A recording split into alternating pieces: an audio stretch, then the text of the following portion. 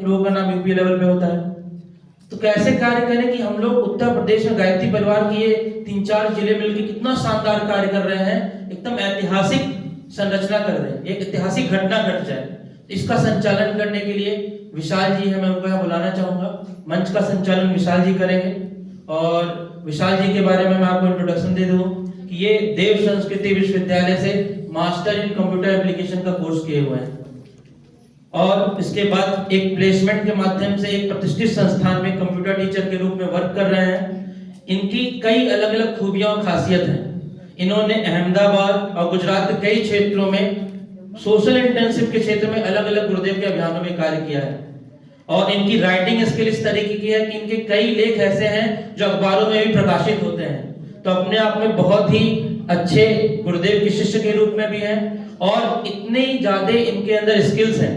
जब देव संस्कृति विश्वविद्यालय से ये जा रहे थे जॉब के लिए, तो आदरणीय गोपाल सर का कल आपने लेक्चर सुना हो, तो वहां पर इस तरह का था इनका टैलेंट, इस तरह था इनका समर्पण कि इनको बोला जा रहा था कि आप आइए और यहाँ पर ही रह के समयदान करिए और गुरुदेव का कार्य करिए।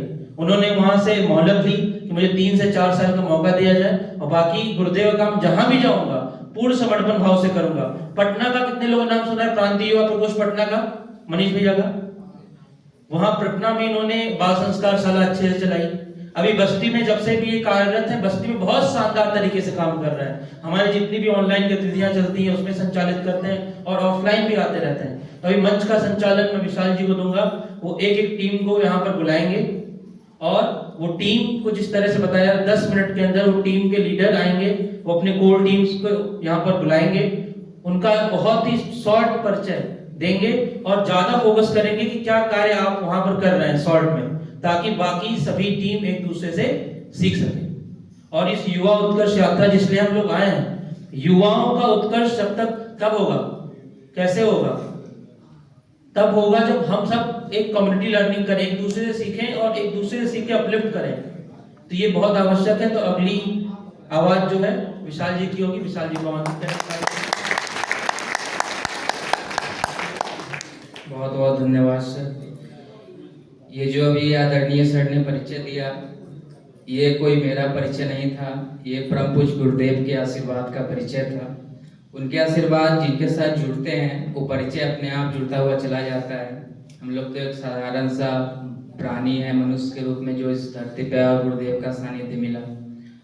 आइए इस क्रम में हम लोग आगे बढ़ेंगे। उससे पहले अपने आप को ये चेक कर लीजिए कि जो श्वास है वो आ जा रही है सही से, जो श्वास की क्रिया है वो सही है, सही है। एक बार लेके देख लीजिए, लंबी गहरी श्वास ले लीजिए, होल्ड कीजिए, फिर रिलीज कीजिए। ठीक है सिस्टम, श्वास की सिस्टम ठीक है। बैठने का कल बताया गया था, बैठना सीखो, बैठना सीखो। चलिए इस क्रम में बढ़ते हैं। और जैसा कि सर ने बताया कि अपनों से अपनी बात होगी और 2-3 जगह से ये टोली यहाँ पे आई है और किस किस तरीके की गतिविधि वहाँ पे हो रही है वो सारी जानकारी मिलेंगी। तो उसके साथ साथ हमें मिलेंगी प्रेरणा। और कल एक बहुत अच्छी बात बताई गई थी आपको कि व्यक्तित्व पुरस्कार के लिए सबसे महत्वपूर्ण क्या है, क्या? Learning. Be must be a good learner. एक अच्छा लर्नर जब हम बनेंगे, अपने आप वो परिष्कृत होते चला जाएगा, हम सीखते चले जाएंगे चीजों को। इस क्रम में सबसे पहले मैं बुलाना चाहूंगा जो टीम आई है मनकापुर से। एक बार मैं चाहूंगा कि उनके लिए जोरदार ताली बजाए सब लोग।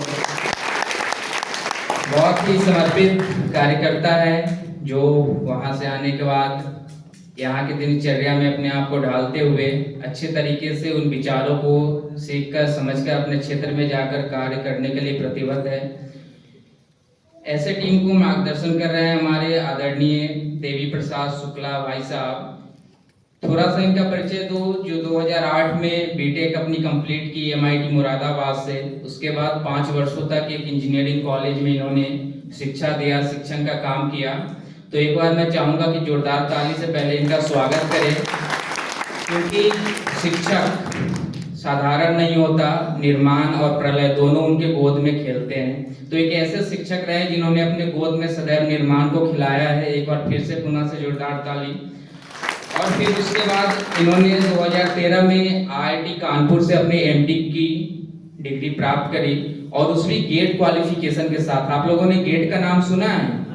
मैं कैसे BTech के स्टूडेंट को जानता हूं जो गेट के नाम से ही डर जाते हैं, पर सर ने गेट क्वालिफाई किया और उसके साथ MTech अपनी IIT कानपुर से करी और वर्तमान समय में वो शिक्षण का एक काम कर रहे हैं कॉलेज में और इसके साथ साथ JEE और मेंस की प्रिपरेशन बच्चों को कराते हैं।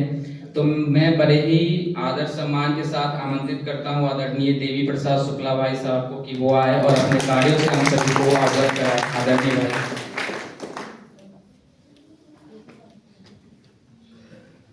बहुत बहुत धन्यवाद आकाश जी भाई साहब। ओम गुरु ब्रह्मा गुरु विष्णु गुरुरेव महेश्वरा गुरुरेव परब्रह्म तस्मै श्री गुरुवे नमः। बचपन से ही हम जुड़े थे, जब बच्चे थे, जैसे कक्षा आप लोग आए हुए हैं 95 में, हम भी कक्षा 10 में थे उस समय आए थे। यहाँ पर आने पर ऐसा लगा कि लगता है कि सब कुछ मिल गया। हमें इतनी खुशी हुई, प्रेरणा होती है कि हम भी जो है हर बार कम से कम 2 शिफ्ट में 200-200 बच्चों को लाए इसी मॉडल को देखते हुए। क्योंकि बड़े लोगों को कहाँ तक समझाया जाए, क्या किया जाए, लेकिन छोटे बच्चों की पूरी जिंदगी होती है, उनके अंदर ऊर्जा होता है और कुछ बनने की चाह होता है, कुछ करने का उमंग होता है। अगर उनको सही दिशा मिल जाती है तो बहुत काम कर देते हैं, समाज का, क्षेत्र का भी। ये छोटा सा प्रयोग हमने भी किया है वहाँ पर। और भाई साहब देवा साहब तो बहुत लंबे स्तर पर प्रयोग कर रहे हैं। हम IIT कानपुर में जब कोरोना, IIT कानपुर में आपको एक चीज़ और ये बताना चाहते हैं कि वहाँ पर गायत्री माता मंदिर है। गुरुदेव, परम पूज्य गुरुदेव वहाँ पर 1981 में गए थे। वैज्ञानिक अध्यात्मवाद, साइंटिफिक स्पिरिचुअलिटी पर उनका लेक्चर हुआ था, लेक्चर हॉल कॉम्प्लेक्स में EL7 में। कम से कम 1000 लोगों की बैठने की जगह है, पूरा खचाखच भरा था 1981 में। और वहाँ पर एक थे बाबूजी, तो वो गायत्री परिवार से जुड़े थे, तो उनकी चरण पादुका वहाँ रखवा दिए।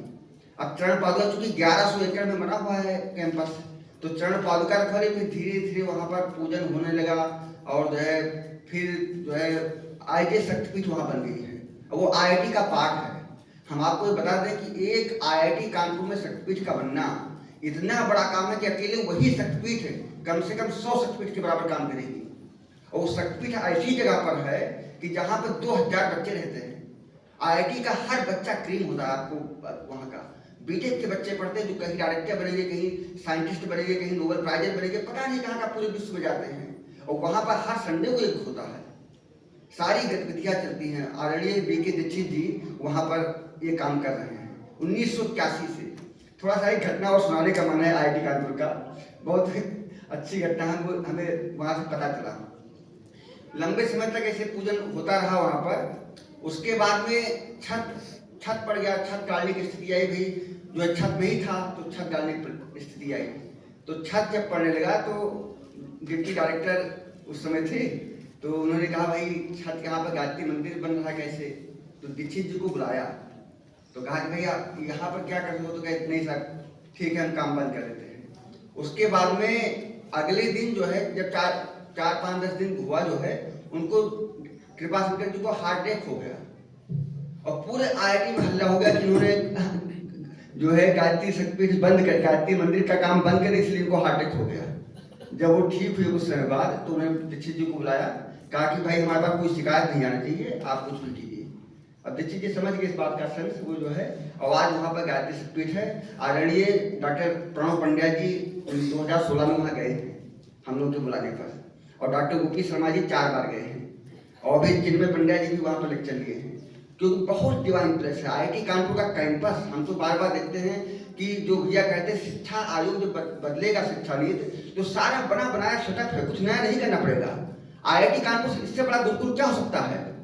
IIT कानपुर में या सारे IIT कानपुर की बात नहीं करते, सारे IIT की बात करते हैं। बहुत शानदार गुरुकुल है, इतनी ईमानदारी वहाँ पर है कि या तो ईमानदारी हम शांति कुंज में देखते हैं या फिर ईमानदारी हम शांति वहाँ IIT कानपुर में देखते हैं। एक घटना अपने जीवन की हम बता देते हैं। एक बार हमारे मन में इच्छा हुई कि हम चले तीर्थों का दर्शन करें। 5 तीर्थ हमने चुना। हमारे घर के पास अयोध्या होता है, हम अयोध्या दर्शन किए। फिर अयोध्या के बाद इच्छा हुई कि चलो भगवान महाकाल के दर्शन किए वाराणसी, वहाँ भी दर्शन किए। फिर वहाँ से आए तो फिर इच्छा हुई संगम तीर्थराज प्रयाग सबसे बड़ा, उसके दर्शन कर लें। तीर्थराज प्रयाग के दर्शन किए और तीर्थराज प्रयाग के बाद हमारे यहाँ पर तुलसीपुर में एक माता जी का मंदिर है, पाटन शक्तिपीठ है, तो वहाँ पर दर्शन किए। और उसके बाद मथुरा चले गए, भगवान कृष्ण की जन्मभूमि, वहाँ दर्शन किए तपोभूमि मथुरा। फिर दर्शन करने के बाद जब हम यात्रा से वापस आने लगे ट्रेन में, पांचों स्थान का दर्शन करने के बाद हमें लगा कि तीर्थों का तीर्थ IIT कानपुर है, जहाँ पर हजारों बच्चे दिन रात देश सेवा के लगे रहते हैं। हमें पांचों तीर्थ बहुत महत्वपूर्ण नहीं लगे, होंगे महत्वपूर्ण, हमें कहते महत्वपूर्ण नहीं है, लेकिन हमें सबसे ज्यादा महत्वपूर्ण लगा, रास्ते भर ये चिंतन चलता रहा कि IIT कानपुर तीर्थों का तीर्थ है, जहाँ दिन रात वैज्ञानिक लोग शोध के काम में लगे रहते हैं अपने कर्तव्य पालन में। तो ऐसा महान संस्था पर आपका सरल पीठ है, शक्तिपीठ है।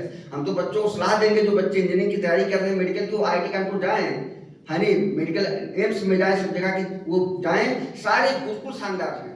ये सब आने वाले समय में कहा नहीं, सूरज चांद सितारे वैसे ही होंगे, दृश्य जगत के सारे ऐसे ही होंगे, केवल दृष्टि बदल जाएगी, मानो कि होगा जो निर्माण की दुनिया बदलेगी। IIT सब यही रहेंगे, इसमें कुछ शिक्षा नहीं बदल जाएगी। वहां गायत्री महाविज्ञान पढ़ाया जाएगा, योग पढ़ाया जाएगा, मंत्र विद्या पढ़ाई जाएगी, सारे प्रकल्प चल जाएंगे। गुरुकुल अलग से खड़े करके यही सब गुरुकुल के रूप में काम करने लगे। अभी तो खैर अलग से कुछ काम करना है, तो संक्षिप्त हमने काम किया। उसके बाद में जब हम कोरोना काल में आए अपने यहाँ पर, तो हम गायत्री शक्तिपीठ का निर्माण हुआ हमारे यहाँ पर। बच्चों को हमने माध्यम बनाया और छोटे छोटे बच्चों ने मिलकर हर नवरात्र में यज्ञ करते थे, जैसे देवासर कर रहे हैं, ठीक छोटा सा प्रयोग हमने किया और गायत्री शक्तिपीठ खड़ा हो गया, 12 बीघे में बहुत शानदार खड़ा हो गया। अब हम एक योजना चला रहे हैं, साथ में हम आपको बताना चाह रहे हैं, हमारे गोंडा जिले में 16 ब्लॉक है, हर ब्लॉक में 5 जो है लगभग 50-60 गाँव हैं, लगभग 100 गाँव हैं, तो लगभग 1200-1500 गाँव हैं। और हमारे टीम जो है कम से कम 100 लोगों की टीम है, तो एक मतलब 100 लोगों की टीम और 1500 गाँव, मतलब एक कार्यकर्ता के पीछे लगभग जो है 10-15 गाँव हुए। तो हम लोग ग्रामे ग्रामे गायत्री यज्ञ और गृह गृह गायत्री ये आंदोलन कर रहे हैं। गृह गृह गायत्री, ग्रामे ग्रामे यज्ञ, ये काम कर रहे हैं और इस पर बहुत विशद रूप से काम कर रहे हैं। मनकापुर में अकेले 30 स्थानों पर गायत्री यज्ञ चल रहा है। हम लोग मंदिर को सिलेक्ट किए हुए हैं, हमारे मस्जिद से आए हैं बगल में, वहां पर 9-10 स्थान पर चल रहा है। तो क्या करते हैं, हम गांव में जाते हैं, 4-5 लोगों को इकट्ठा करते हैं, भाई साहब आपके मंदिर पर हर सप्ताह में हर संडे को यज्ञ होगा। मंदिर का स्थान इसलिए चुने हैं क्योंकि गांव में इतनी पटीदारी है कि कोई हर किसी के घर पर जाना नहीं चाहता, वो लंबे समय तक बिल्कुल नहीं जाना चाहता। तो मंदिर देव स्थान है, उस पर सभी लोग जाते हैं। तो 5 लोगों से संपर्क करके हम 1 साल का संकल्प करा देते हैं, भाई साहब 52-53 सप्ताह आप उसको कीजिए। तो 52-53 सप्ताह जब संकल्प वो करेंगे और ऐसा नियम बना लिया कि यज्ञ का पैसा कोई नहीं छुएगा। यज्ञ में जो आरती का पैसा, कहीं कोई भी पैसा आता है, उसी पैसे का हवन सामग्री आ जाता है, उसी का घी आ जाता है, तो पूरी खर्चा चल जाता है, तो लोड भी नहीं पड़ता। और गांव के सब महिलाएं बच्चे सब यज्ञ करने लगते हैं। और साल भर यज्ञ के हमारे यहाँ जो टीम में आए हुए हैं, कम से कम 40-50 लोग ऐसे हुए जो नए उसी यज्ञ से आए हैं, यज्ञ क्यों करें। और वो सभी आकर जो कल दीक्षा का संस्कार हुआ, सब दीक्षा लेंगे यहाँ पर। तो देखिए कितना विशद काम है। एक आपको बता दें, रुदौली एक गांव है, कम से कम 12 बीघे में वो मंदिर है। अब 12 बीघे में मंदिर, सामाजिक मंदिर है, वहां के लोग जब मिशन से जुड़ जाएंगे तो इतनी बड़ी शक्तिपीठ खड़ी हो जाएगी।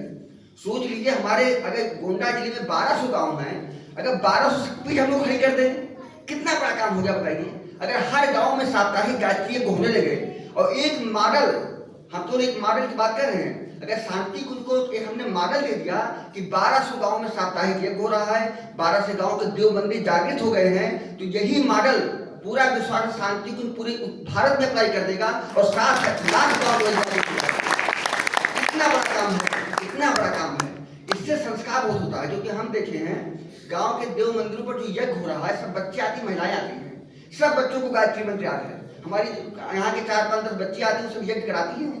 देवासर के यहाँ तो संख्या बहुत बड़ी है, इनके यहाँ तो 100-200 लोग सब ट्रेंड है, लेकिन हमारे यहाँ 5-10 बच्ची आती है। नवरात्र में 9 कुंड यज्ञ कराती हैं, 6 नवरात्र 4-5 सालों से हर नवरात्र 9 कुंड का ये बच्चियां कराती हैं।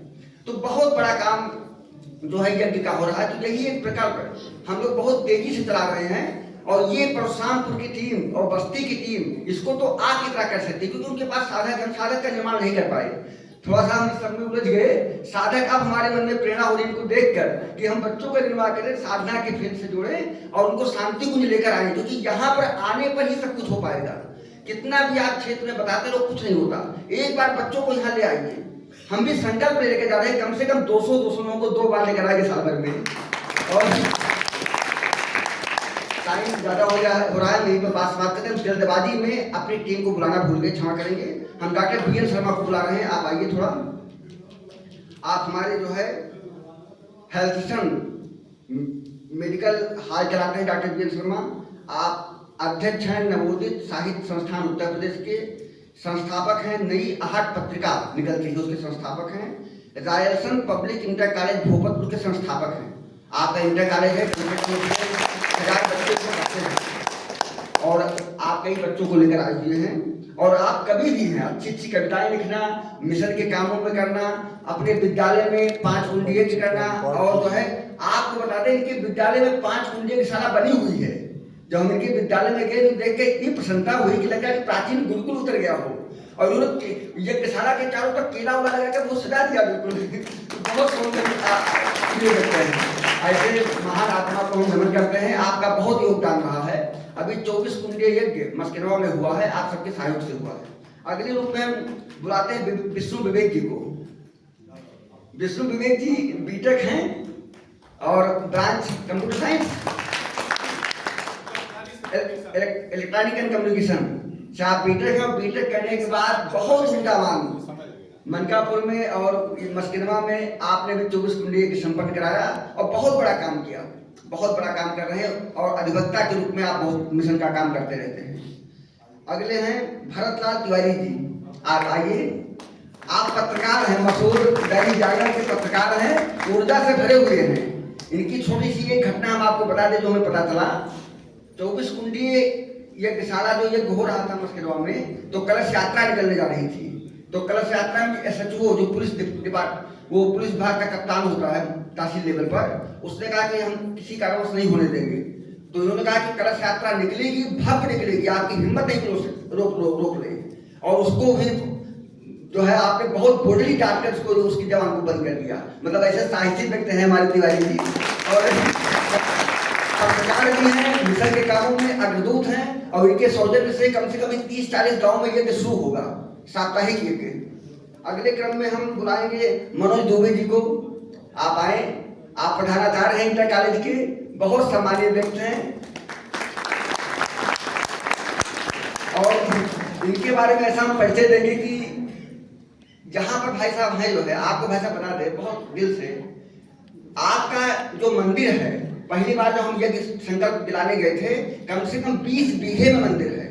आप कल्पना की 20 बीघे में, उसके पीछे बड़ा सा सरोवर है। सरोवर मतलब रामकृष्ण परमहंस कहते थे कहीं भी आपको जल दिखे तो वहां पर जल जरूर करना चाहिए। ऐसे स्थान पर 2 साल से गायत्री यज्ञ हो रहा है। 2 साल से आपके बच्चे, आपके परिवार के लोग हर संडे को कभी एक भी दिन गैप नहीं हुआ है। 2 साल से हो रहा है। अब पूरा तंत्र जो है, अब सब लोग मिशन से जुड़ गए हैं। तो स्वाभाविक उसको जो गुरुदेव की कल्पना थी कि मंदिर जन जागरण के केंद्र बने, तो उसको बहुत आगे के ले जाएंगे। दुबे जी उसको महान शक्तिपीठ के रूप में डेवलप करेंगे। आगे हम बुलाएंगे प्रमोद पूरन चंद्र गुप्ता जी। आप भी मस्किनवा के हैं, आप अध्यापक हैं और जो है कई गुणों से विभूषित हैं। अभी आपने के माध्यम से 24 कुंडीय हुआ और समाज सेवी हैं, आपका बहुत बहुत सम्मान है। फिर हम बुलाते हैं सुधीर भैया, सुधीर सिंह मनकापुर से। सुधीर सिंह हैं, शायद नहीं आए हैं। फिर अश्विनी कमल जी आ जाए, हमारे साथ में हैं। अभी आप 9 दिवसीय सत्र में हैं, हमसे पहले चले आए थे और आपका बहुत बड़ा सहयोग था यज्ञ में। दोनों लोग आए हैं और हर चीज में पूरा हम लोग के साथ में खड़े रहते हैं। फिर हम सुभाष उपाध्याय, कृपया आए। आप रिटायर्ड बैंक मैनेजर हैं और 1990 के दशक से जुड़े हैं और हम लोग इन्हीं की से प्रेरणा पाकर सारा काम कर रहे हैं। आप जो है ब्लॉक समन्वयक भी हैं हमारे और प्रेरणा स्रोत भी हैं। इनके पास इंटर कॉलेज भी अपना और जो है बस वो सब की सुविधा है। जहाँ कहीं भी गायत्री परिवार का काम होता है आप लोग हमेशा जो है हम लोग को सहायता करते हैं। फिर नो बीरेंद्र सिंह वजीरगंज से एक इनके बारे में घटना आपको सुनाते साथ में। बीरेंद्र सिंह ऐसी विभूति हैं, इनके पिताजी 1937 में गुरु जी के साथ जेल में बंद थे। भाई साहब गुरु जी के साथ जेल में बंद थे इनके पिताजी। जब हम यज्ञ कराने गए इनके गांव के मंदिर में तो ये घटना बताने लगे। अब होता क्या, जो गांव मंदिर है जो यज्ञ करवा उसका क्या प्रभाव पड़ता है गांव में। हर गांव में हमारे गायत्री पंडित सोए हुए हैं। जैसे आप पहुंचेंगे गायत्री मंत्र शुरू यज्ञ होगा सब जाग जाएंगे। जैसे बिल में सांप नहीं होता, जैसे निकल कर आ जाते हैं, नहीं तो कोई काम ही नहीं करने पड़े हुए हैं, वो होता है तो होता रहता है। तो ये थोड़ा सा जो है ड्रॉबैक है। तो बीरेंद्र सिंह जी आप पूरी टीम के साथ आए हुए कर रहे हैं। अगले हैं बुलाते हैं राकेश तिवारी जी, आए हुए हैं, ठीक है, किसी कारण से नहीं है। और आदरणीय माता जी पुष्पा पांडे जी आप आए। आप बाल संस्कार शाला चलाती हैं और जो है बहुत अंधियारी पे शक्ति थी। माता जी का अंधियारी में शिव मंदिर और दुर्गा मंदिर था। हमने इनके यहाँ साप्ताहिक गायत्री शुरू किया। ये सोचो 30 साल से जुड़ी हुई थी, लेकिन जो है सोच रही थी क्या करें। जब हम लोग गए कि मंदिर पर काज बहन जी अब यज्ञ कीजिए यहाँ पर साप्ताहिक, तो 2 साल से कर रही हैं और पूरा वातावरण उन्होंने पूरा गर्म कर दिया वहाँ का जो है पुष्पा पांडे माता जी ने। और बाल संस्कार शाला चलाती हैं और पूरे जिले के समन्वय भी बाल संस्कार शाला की। तो संक्षिप्त हमने और बहुत बहुत धन्यवाद भैया। हम ये चाहेंगे कि जो काम हम कर रहे हैं लगभग 3-4 साल लग गए। 3-4 साल में लगभग 40 गाँव में सही में भी चल रहा है, यही प्रगति हमारी है। लेकिन आप जो काम इसी काम को अगर आप इम्प्लीमेंट कर दें तो बस्ती के 100 गाँव में, क्योंकि आपके पास साधक हैं, हमें गांव में ढूंढना पड़ता है, पता चला कि कोई यज्ञ नहीं आता, हमें 3-4 संडे सिखाना पड़ता है। लेकिन देवस्वती ये सब बने बनाए साधक हैं। ये सब हर गांव के पाठ अपने मंदिर गांव के मंदिर को भी पकड़ ले तो पूरा जो है गांव की क्रांति कर देगा आप लोग। बहुत धन्यवाद।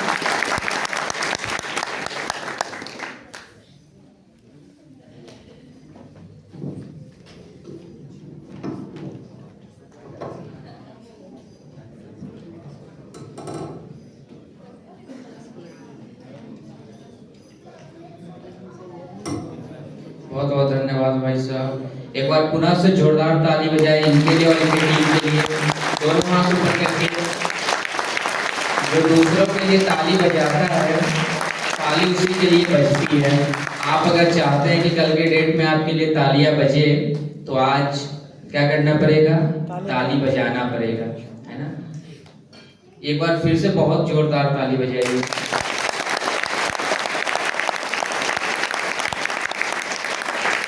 बहुत बहुत धन्यवाद। आइए इस क्रम में हम आगे बढ़ेंगे और दूसरी टीम जो बस्ती शहर से आई है और उस टीम के लिए भी मैं चाहूंगा कि आप सभी एक बार जोरदार ताली बजाएं। बहुत ही समर्पित टीम है ये, बहुत ही समर्पित कार्यकर्ता है। इनके अंदर भावना है, गुरुदेव का आशीर्वाद है, माता जी का प्यार है। इनको लेकर के ये टीम निरंतर कार्य कर रही है और इस टीम के मार्गदर्शक हम सभी के बीच में उपस्थित है आदरणीय आकाश भैया। एक बार उनके लिए जोरदार ताली के माध्यम से उनका स्वागत करें। और आप सभी को ये जानकारी देते जिनको नहीं पता है, जो जैसे हमारे मंकापुर के जो भाई बहन है कि ये तीसरी हमारी युवा उत्कर्ष यात्रा है। आदरणीय आकाश भैया के मार्गदर्शन में ये तीसरी यात्रा है। हम सभी अपने घर की अगर कहीं प्लानिंग करते हैं, 5 फैमिली की प्लानिंग करते हैं, 5 लोगों को लेकर जाना होता है तो इतना सारा टेंशन होता है, कैसे जाएंगे, क्या होगा, नहीं होगा। आदरणीय भैया के मार्गदर्शन में ये तीसरी बार है जब 150 से 200 युवा को हजारों किलोमीटर की यात्रा तय करके खुद से व्यवस्था बना करके यहाँ लाया गया है। तो आप ये समझे कि ये उद्देश्य किसका और योजना किसकी है। शक्ति परम पूज्य गुरुदेव का है, प्रेरणा भैया की है और इससे ये काम होते चला जा रहा है। आदरणीय भैया का थोड़ा सा परिचय मैं आपको दे दूं। ये तीसरी पीढ़ी है जो परम पूज्य गुरुदेव के अखिल विश्व गायत्री परिवार के इस अभियान से जुड़े हैं और इसके साथ साथ बाल्यावस्था से ही प्रज्ञा गीत जो आप पिछले कई सेशन से यहाँ पे सुन रहे होंगे, वो प्रज्ञा गीत के संगीत के जो स्वर थे वो बाल्यावस्था से इनके कानों में गूंजा करता था और वो अंदर ही अंदर बीज रूप में तैयार होते जाता था। वो समय ऐसा था जब पढ़ने में मन नहीं लगता था, भटकाव था, पर कक्षा 6 और 7 से ये 2 क्लास से भैया ने गायत्री मंत्र की साधना शुरू की। गायत्री मंत्र की उपासना जब उस समय से शुरू की, जिस समय उस समय पढ़ने में मन नहीं लगता था, पर उस समय में जब गायत्री मंत्र को अपने जीवन में अपनाया तो समय के साथ जब क्लास आगे बढ़ती गई तो जब 10वीं में पहुंचे तो 95% के साथ टॉपर के लिस्ट में आए। तो एक बार जोरदार ताली इसके लिए। ये है गायत्री का चमत्कार। एक ऐसा व्यक्ति जिसको पढ़ने में मन नहीं लगता पर जब गायत्री भीतर से जाती है तो उतना कई गुना बाहर होकर के निकलती है। इसका एक उदाहरण है कि 95% टॉपर के साथ आते हैं और फिर उसके बाद 12th में 12वीं की करते के साथ ही कई सारे बच्चे होते हैं जो 12वीं करने के बाद 1 साल का रेस्ट लेते हैं, जेई की जाके प्रिपरेशन करते हैं, अलग अलग जगहों पे जाकर के उसकी तैयारी करते हैं। 12वीं के साथ इन्होंने जेई मेंस को क्वालिफाई किया। एक बार इसके लिए भी जोरदार ताली की। 12वीं करने के साथ जेई मेंस क्वालिफिकेशन और फिर उसके साथ साथ यूपी डीयू बीएचयू ट्रिपल एमयूटी से इन्होंने अपनी बीटेक इलेक्ट्रिकल इंजीनियर में पूरी की और उसी समय भी पढ़ाई करते हुए भी उस इंजीनियरिंग कॉलेज में इन्होंने युवा मंडल का गठन किया जो आज भी सक्रिय रूप से काम कर रहा है। उस समय में की गई स्थापना जब जीवन क्या था, स्टूडेंट विद्यार्थी जीवन में ही इन्होंने वो शुरुआत करी और वो युवा टीम आज भी वहाँ पे सक्रिय रूप से काम कर रही है। इसके बाद इंजीनियरिंग कंप्लीट होने के बाद प्लेसमेंट की बात आती है। ढेर सारी प्लेसमेंट आई थी, बड़े बड़े एमएनसी मल्टीनेशनल कंपनी जो थी उससे प्लेसमेंट थी। पर फिर से वही बात है कि परम पूज्य गुरुदेव ने ये कहा था कि बेटा जो शिक्षक होते हैं वही इस राष्ट्र को निर्माण करते हैं। तो भैया ने उनमें से एक शिक्षण संस्थान को चुना जहाँ पे आईआईटी और नीट की प्रिपरेशन कराई जाती है। 4 वर्षों तक वहाँ पे सेवाएं दी अपने मैथ और फिजिक्स के फैकल्टी के रूप में। वहां से जब उन्होंने परम पूज्य गुरुदेव के सपने को और आगे बढ़ाने के लिए जब निर्णय लिया कि जब योजना बहुत बड़ी हो तो तैयारी भी बहुत बड़ी होनी चाहिए और प्रशासनिक सेवा में जाने का जब निर्णय लिया तो पैकेज को 2 गुनी कर दी गई। पर भाव क्या था, परम पूज्य गुरुदेव के सपनों को आगे बढ़ाने के लिए, उनके संदेशों को जन जन तक पहुंचाने के लिए एक बहुत बड़ी तैयारी की आवश्यकता थी। भैया ने उस पैकेज को भी ठुकराया और परम पूज्य गुरुदेव के सपनों को लेकर के जन जन में जाते रहे। जितने भी गवर्नमेंट इंजीनियरिंग कॉलेजेस है, मेडिकल कॉलेजेस है, यूनिवर्सिटीज है, उन सब में जाकर के परम पूज्य गुरुदेव के सपनों को पहुंचाते हैं। और इसके साथ साथ परम आदरणीय डॉक्टर चिन्मय पांड्या का आप लोगों ने नाम सुना है, युवा आइकन्स। मैं बार बार कहता हूं कि अगर आपने स्वामी विवेकानंद को ना देखा हो तो उनका दर्शन कर लेंगे तो जीवन धन्य हो जाएगा। आपको ये समझ में आएगा कि विवेकानंद से आपने मिला हो, इनका नियमित रूप से मार्गदर्शन मिलते रहता है। इतना बिजी शेड्यूल होता है आदरणीय भैया का, पर उनमें से भी समय निकाल करके आदरणीय आकाश भैया से मिलते रहते हैं। तो परम पूज्य गुरुदेव का आशीर्वाद है, वंदनीय माता जी का प्यार है, परम आदरणीय डॉक्टर चिन्मय पांड्या सर का मार्गदर्शन है, जिनको लेकर के क्षेत्रों में जाते हैं और वही प्यार, वही आशीर्वाद, वही प्रेरणा, वही मार्गदर्शन हम सभी युवा भाइयों को देते हैं। सदैव हम सभी के बीच में बहुत ही सहजता के साथ उपलब्ध रहते हैं। दिया बस्ती के चीफ कोऑर्डिनेटर है, आप लोगों ने दिया का नाम सुना है, डिवाइन इंडिया यूथ एसोसिएशन। परम पूज्य गुरुदेव और अखिल विश्व गायत्री परिवार के प्रमुख परम श्रद्धेय डॉक्टर प्रणब पांड्या और भारत के भूतपूर्व राष्ट्रपति डॉक्टर एपीजे अब्दुल कलाम का सपना था कि हमारा भारत दिव्य बने।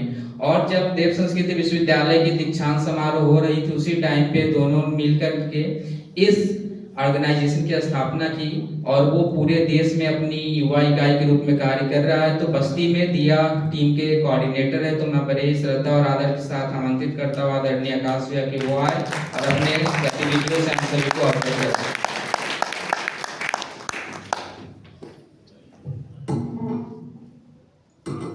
बहुत बहुत धन्यवाद विशाल जी। सभी को हृदय से प्रणाम। और बात शुरू करने से पहले एक बार गायत्री महामंत्र करेंगे। कमर सीधी कर लें, आंखें बंद, एक साथ एक स्वर में गायत्री महामंत्र। ओम भुवस्वः तत्सवितुर्वरेण्यं भर्गो देवस्य धीमहि धियो यो नः प्रचोदयात्। परम पूज्य गुरुदेव से जुड़ने का मौका बचपन से मिला, जिसके बाद कहीं ना कहीं कुछ प्रेरणाएं मिलती थी। कार्य करने की कोशिश की जाती थी पर होता नहीं था। बहुत ही सौभाग्य की बात थी कि 2016 से 17 के बीच में एक दीदी हैं जो दत्ता पांड्या नाम है, यूएस में रहती हैं। आज तक अभी उनसे कभी मेरी मुलाकात नहीं हुई। फेसबुक पे वो मिली, मुझे प्रत्येक टाइम वो प्रेरणा देती रहती थी कि ऐसे कार्य करो, ऐसे कार्य करो, पर कभी हिम्मत नहीं हो पाती थी। 2017 में उन्होंने ही आदरणीय भैया से मिलने का मुझे मौका दिलाया। मैं 2017 में पहली बार आदरणीय चिन्मय भैया से मुलाकात हुई और उसके बाद इस तरह से योजना बनी कि इंजीनियरिंग कॉलेज में भी गुरुदेव के कार्य करना शुरू किया। और वहां पर सोचिए, व्यक्तित्व अगर परिष्कृत हो जाता है, आप ईमानदार रहते हैं, वो आज तक मुझसे नहीं मिली। पर यूएस से लगभग मुझे 75,000 से लेकर 1 लाख रुपए का डोनेशन दिया, तब जब मैं युवा के क्षेत्र में छात्र के रूप में कार्य कर रहा था। वहीं से प्रेरणा मिली कि कुछ शानदार करना है और ऊंचा करना है। और उसी के तहत एक शिक्षक के रूप में कार्य करने का सोचा, शिक्षक के रूप में आया और कार्य किया। और शिक्षक के रूप में कार्य कर रहा था तो करते करते इस तरह से कार्यक्रम जो शुरू हुआ। दिया बस्ती की शुरुआत करने की सोची भी नहीं थी, पर ऐसा पूरा का पूरा सीन बना कि कोविड का टाइम गया तो मैं अपने जो इंस्टीट्यूट था वहां का प्लेसमेंट कोऑर्डिनेटर भी था। तो मैं ये इसलिए बता रहा हूँ क्योंकि इससे भी सीख ले सकते हैं, क्योंकि मनकापुर से कई ऐसे लोग आए हैं जो किसी स्कूल के प्रिंसिपल हैं, डायरेक्टर हैं। तो हमारे स्कूल के डायरेक्टर ने हमसे कहा कि क्या कोविड का टाइम चला गया, नए नए टीचर्स चाहिए, तो क्या कुछ ऐसा हो सकता है कि अच्छे टीचर्स यहाँ आ सकते हैं? तो हमने विचार किया और हमने तुरंत आदरणीय भैया को रात में ईमेल किया। भैया से पूछा, भैया क्या हम प्लेसमेंट के लिए वहां आ सकते हैं क्या? भैया ने कहा बेटा बिल्कुल आओ, स्वागत है आप लोगों का। तो हम लोगों ने देव संस्कृति विश्वविद्यालय में प्लेसमेंट के लिए अप्लाई किया, वहां से फॉर्म आया। और सिर्फ देव संस्कृति विश्वविद्यालय प्लेसमेंट के लिए नहीं गए, हम लोग बीएचयू भी गए। हम लोग ट्रिपल एमयूटी गोरखपुर, जहां से मेरी इंजीनियरिंग कंप्लीट हुई, वहां भी प्लेसमेंट के लिए गए। और उस प्लेसमेंट के दौरान पहली ग्रुप में 3 शिक्षक के रूप में आए थे और उसमें से 2 ऐसे हैं जो दिया बस्ती के, समझ लीजिए, शुरुआती मेंबर की तरह से अमर खान सर जो कि यहाँ पर बीच में हम लोगों के हैं, और पीयूष सर जो कि इस समय जॉब करते करते ही उनकी गवर्नमेंट जॉब लगी बिहार में। तो मैं जॉब छोड़ने वाला था, मैं सोचा मैं तैयारी करूंगा, उसके बाद कोई गुरुदेव का कार्य करूंगा। तो उसी बीच में इन्हीं लोगों की प्रेरणा से आप जब हैं, कर रहे हैं, थोड़ा थोड़ा पूरी तरह से क्यों नहीं करते?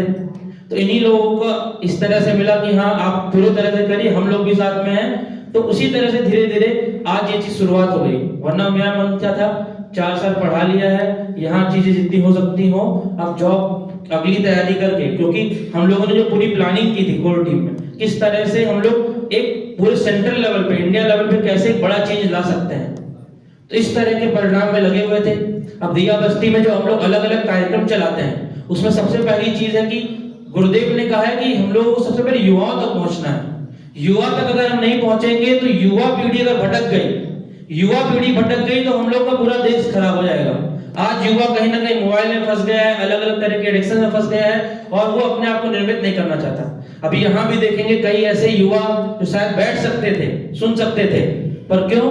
क्योंकि उनका जो इसमें लिखा हुआ है, सबसे बड़ा दीन हिंदू वो जिसका अपने ऊपर ही नियंत्रण नहीं। आत्मनिर्माण की बात की जा रही है, राष्ट्र निर्माण की बात की जा रही है। अगर राष्ट्र मजबूत नहीं बनेगा, कल को हम गुलाम बन जाएंगे। तो हम लोग कहाँ घूमना चाहते हैं, जहां घूमना चाहते हैं, अपने शहर से बाहर नहीं निकल पाएंगे। तो इसलिए बहुत जरूरी है इस तरह की कार्यशाला। तो हम लोगों ने दिया बस्ती में कई अलग अलग तरह के कार्यक्रम शुरू किए। उसमें सबसे केंद्र पर रखा हमने पर्यावरण और यूथ एम्पावरमेंट। पर्यावरण के तहत हम लोग क्या करते हैं वो मैं आपको बताने का प्रयास करता हूं, हो सकता है आपके क्षेत्र में भी उपयोगी हो सके। हम लोग अलग अलग स्कूल कॉलेजेस में जाकर डिवाइन वर्कशॉप्स करते हैं। स्कूल कॉलेज में जाकर डिवाइन वर्कशॉप करते हैं तो बच्चों को 2 संकल्प दिलाते हैं, तरु मित्र संकल्प और धरती पुत्र संकल्प। तरु मित्र संकल्प में उनको 5 वृक्ष देते हैं और बोलते हैं कि आपको इसको प्लांटेशन करना है, इसकी फोटो खींच के भेजनी है और उसको मित्र बना के अपने साथ रखना है, जिसका अपडेट हम लेते रहते हैं। और धरती पुत्र संकल्प में हम क्या करते हैं कि बच्चों को निःशुल्क झोला देते हैं और उनसे बोलते हैं कि आप इस झोले का उपयोग करिए, सिंगल यूज प्लास्टिक को रोक दीजिए। क्योंकि अगर पर्यावरण में प्लास्टिक का इस्तेमाल होगा तो कहीं ना कहीं हम लोग की धरती माता बीमार हो जाएंगी, और जब माँ बीमार होगी तो बच्चे भी अपने आप बीमार हो ही जाते हैं, आप सभी को पता होगा। आने वाली पीढ़ी बीमार हो जाएगी और हो नहीं जाएगी, हो रही है, आप सभी को पता होगा। पर्यावरण की बात करूं, हम लोग के भारत देश की राजधानी नई दिल्ली, न्यू दिल्ली में आज से 1 महीने पहले की न्यूज आपने सुनी होगी कि वहां पर एयर पॉल्यूशन इस तरीके का था कि स्कूल बंद करने पड़े, कई ऑफिस में वर्क फ्रॉम होम चलने लगा। ठीक वैसा ही जैसा कोविड में था। दिल्ली में ग्राउंड वाटर लेवल बिल्कुल 0 है, मतलब वहां का खुद का पानी नहीं है, उनको अपने पानी हरियाणा से मंगवाना पड़ता है, उत्तर प्रदेश से मंगवाना पड़ता है, अलग अलग राज्यों पे डिपेंड है। वो दिन दूर नहीं कि वो सब तरह की दिक्कतें हमारे क्षेत्रों में भी आना शुरू हो जाए।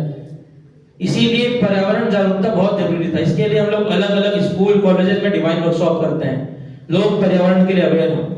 यूथ एम्पावरमेंट के लिए कैसे युवा नशे की तरफ मत जाए, कैसे युवा अपने आप को शानदार बना सके। तो पहला हम लोगों ने एक बड़ा प्रोग्राम किया था उसमें आदरणीय आशीष भैया जो युवा प्रकोष्ठ को देखते हैं वो आए थे। हम लोगों ने प्लान किया था लोग 500-600 लोगों का, पर 1200 से 1500 लोग उसमें आए। बहुत शानदार कार्यक्रम हुआ और हम लोगों के जितने भी वरिष्ठ बस्ती में थे उन सभी के मार्गदर्शन में वो कार्यक्रम हुआ। कितना शानदार हुआ, उस कार्यक्रम से प्रेरणा मिली और ये अभियान लगातार चलता चला गया।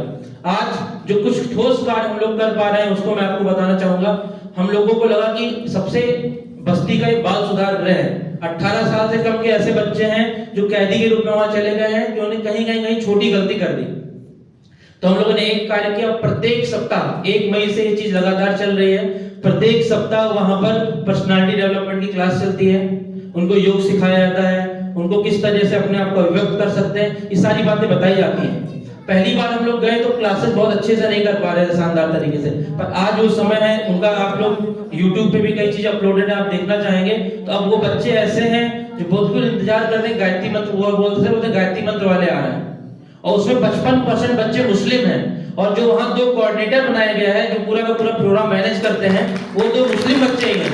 ध्यान करते हैं और साधना करते हैं और बिल्कुल उनको पता ही नहीं है कि हाँ क्या चीज है। उनको लगता है व्यक्तित्व निर्माण हो रहा है, मन की शांति हो रही है। उनके सपने टूट चुके थे कि अब उनको कुछ नहीं करना, जीवन डिप्रेशन में है, पर आज जाके अगर आप उनसे पूछेंगे तो उसमें कोई ऐसा बच्चा है जो कुछ ना कुछ करना चाहता है। तो एक कार्यक्रम अगर आप भी अपने जिले में इस तरह का बाल सुधार गृह है तो वहां चलाया जा सकता है। दूसरा, हम लोग स्कूल तक पहुंचना चाहते थे, तो स्कूल तक पहुंचने के लिए हम लोगों ने बस्ती शहर के जो डिस्ट्रिक्ट मजिस्ट्रेट जी हैं, DIS ऑफिस होती है, इन लोगों से संपर्क किया। अलग अलग विद्यालयों में हम लोगों ने डिवाइन वर्कशॉप के लिए परमिशन ले ली और अभी यहाँ आने से पहले 4 दिन पहले हम लोग DIS सर से वो एप्लीकेशन लेने ही गए थे।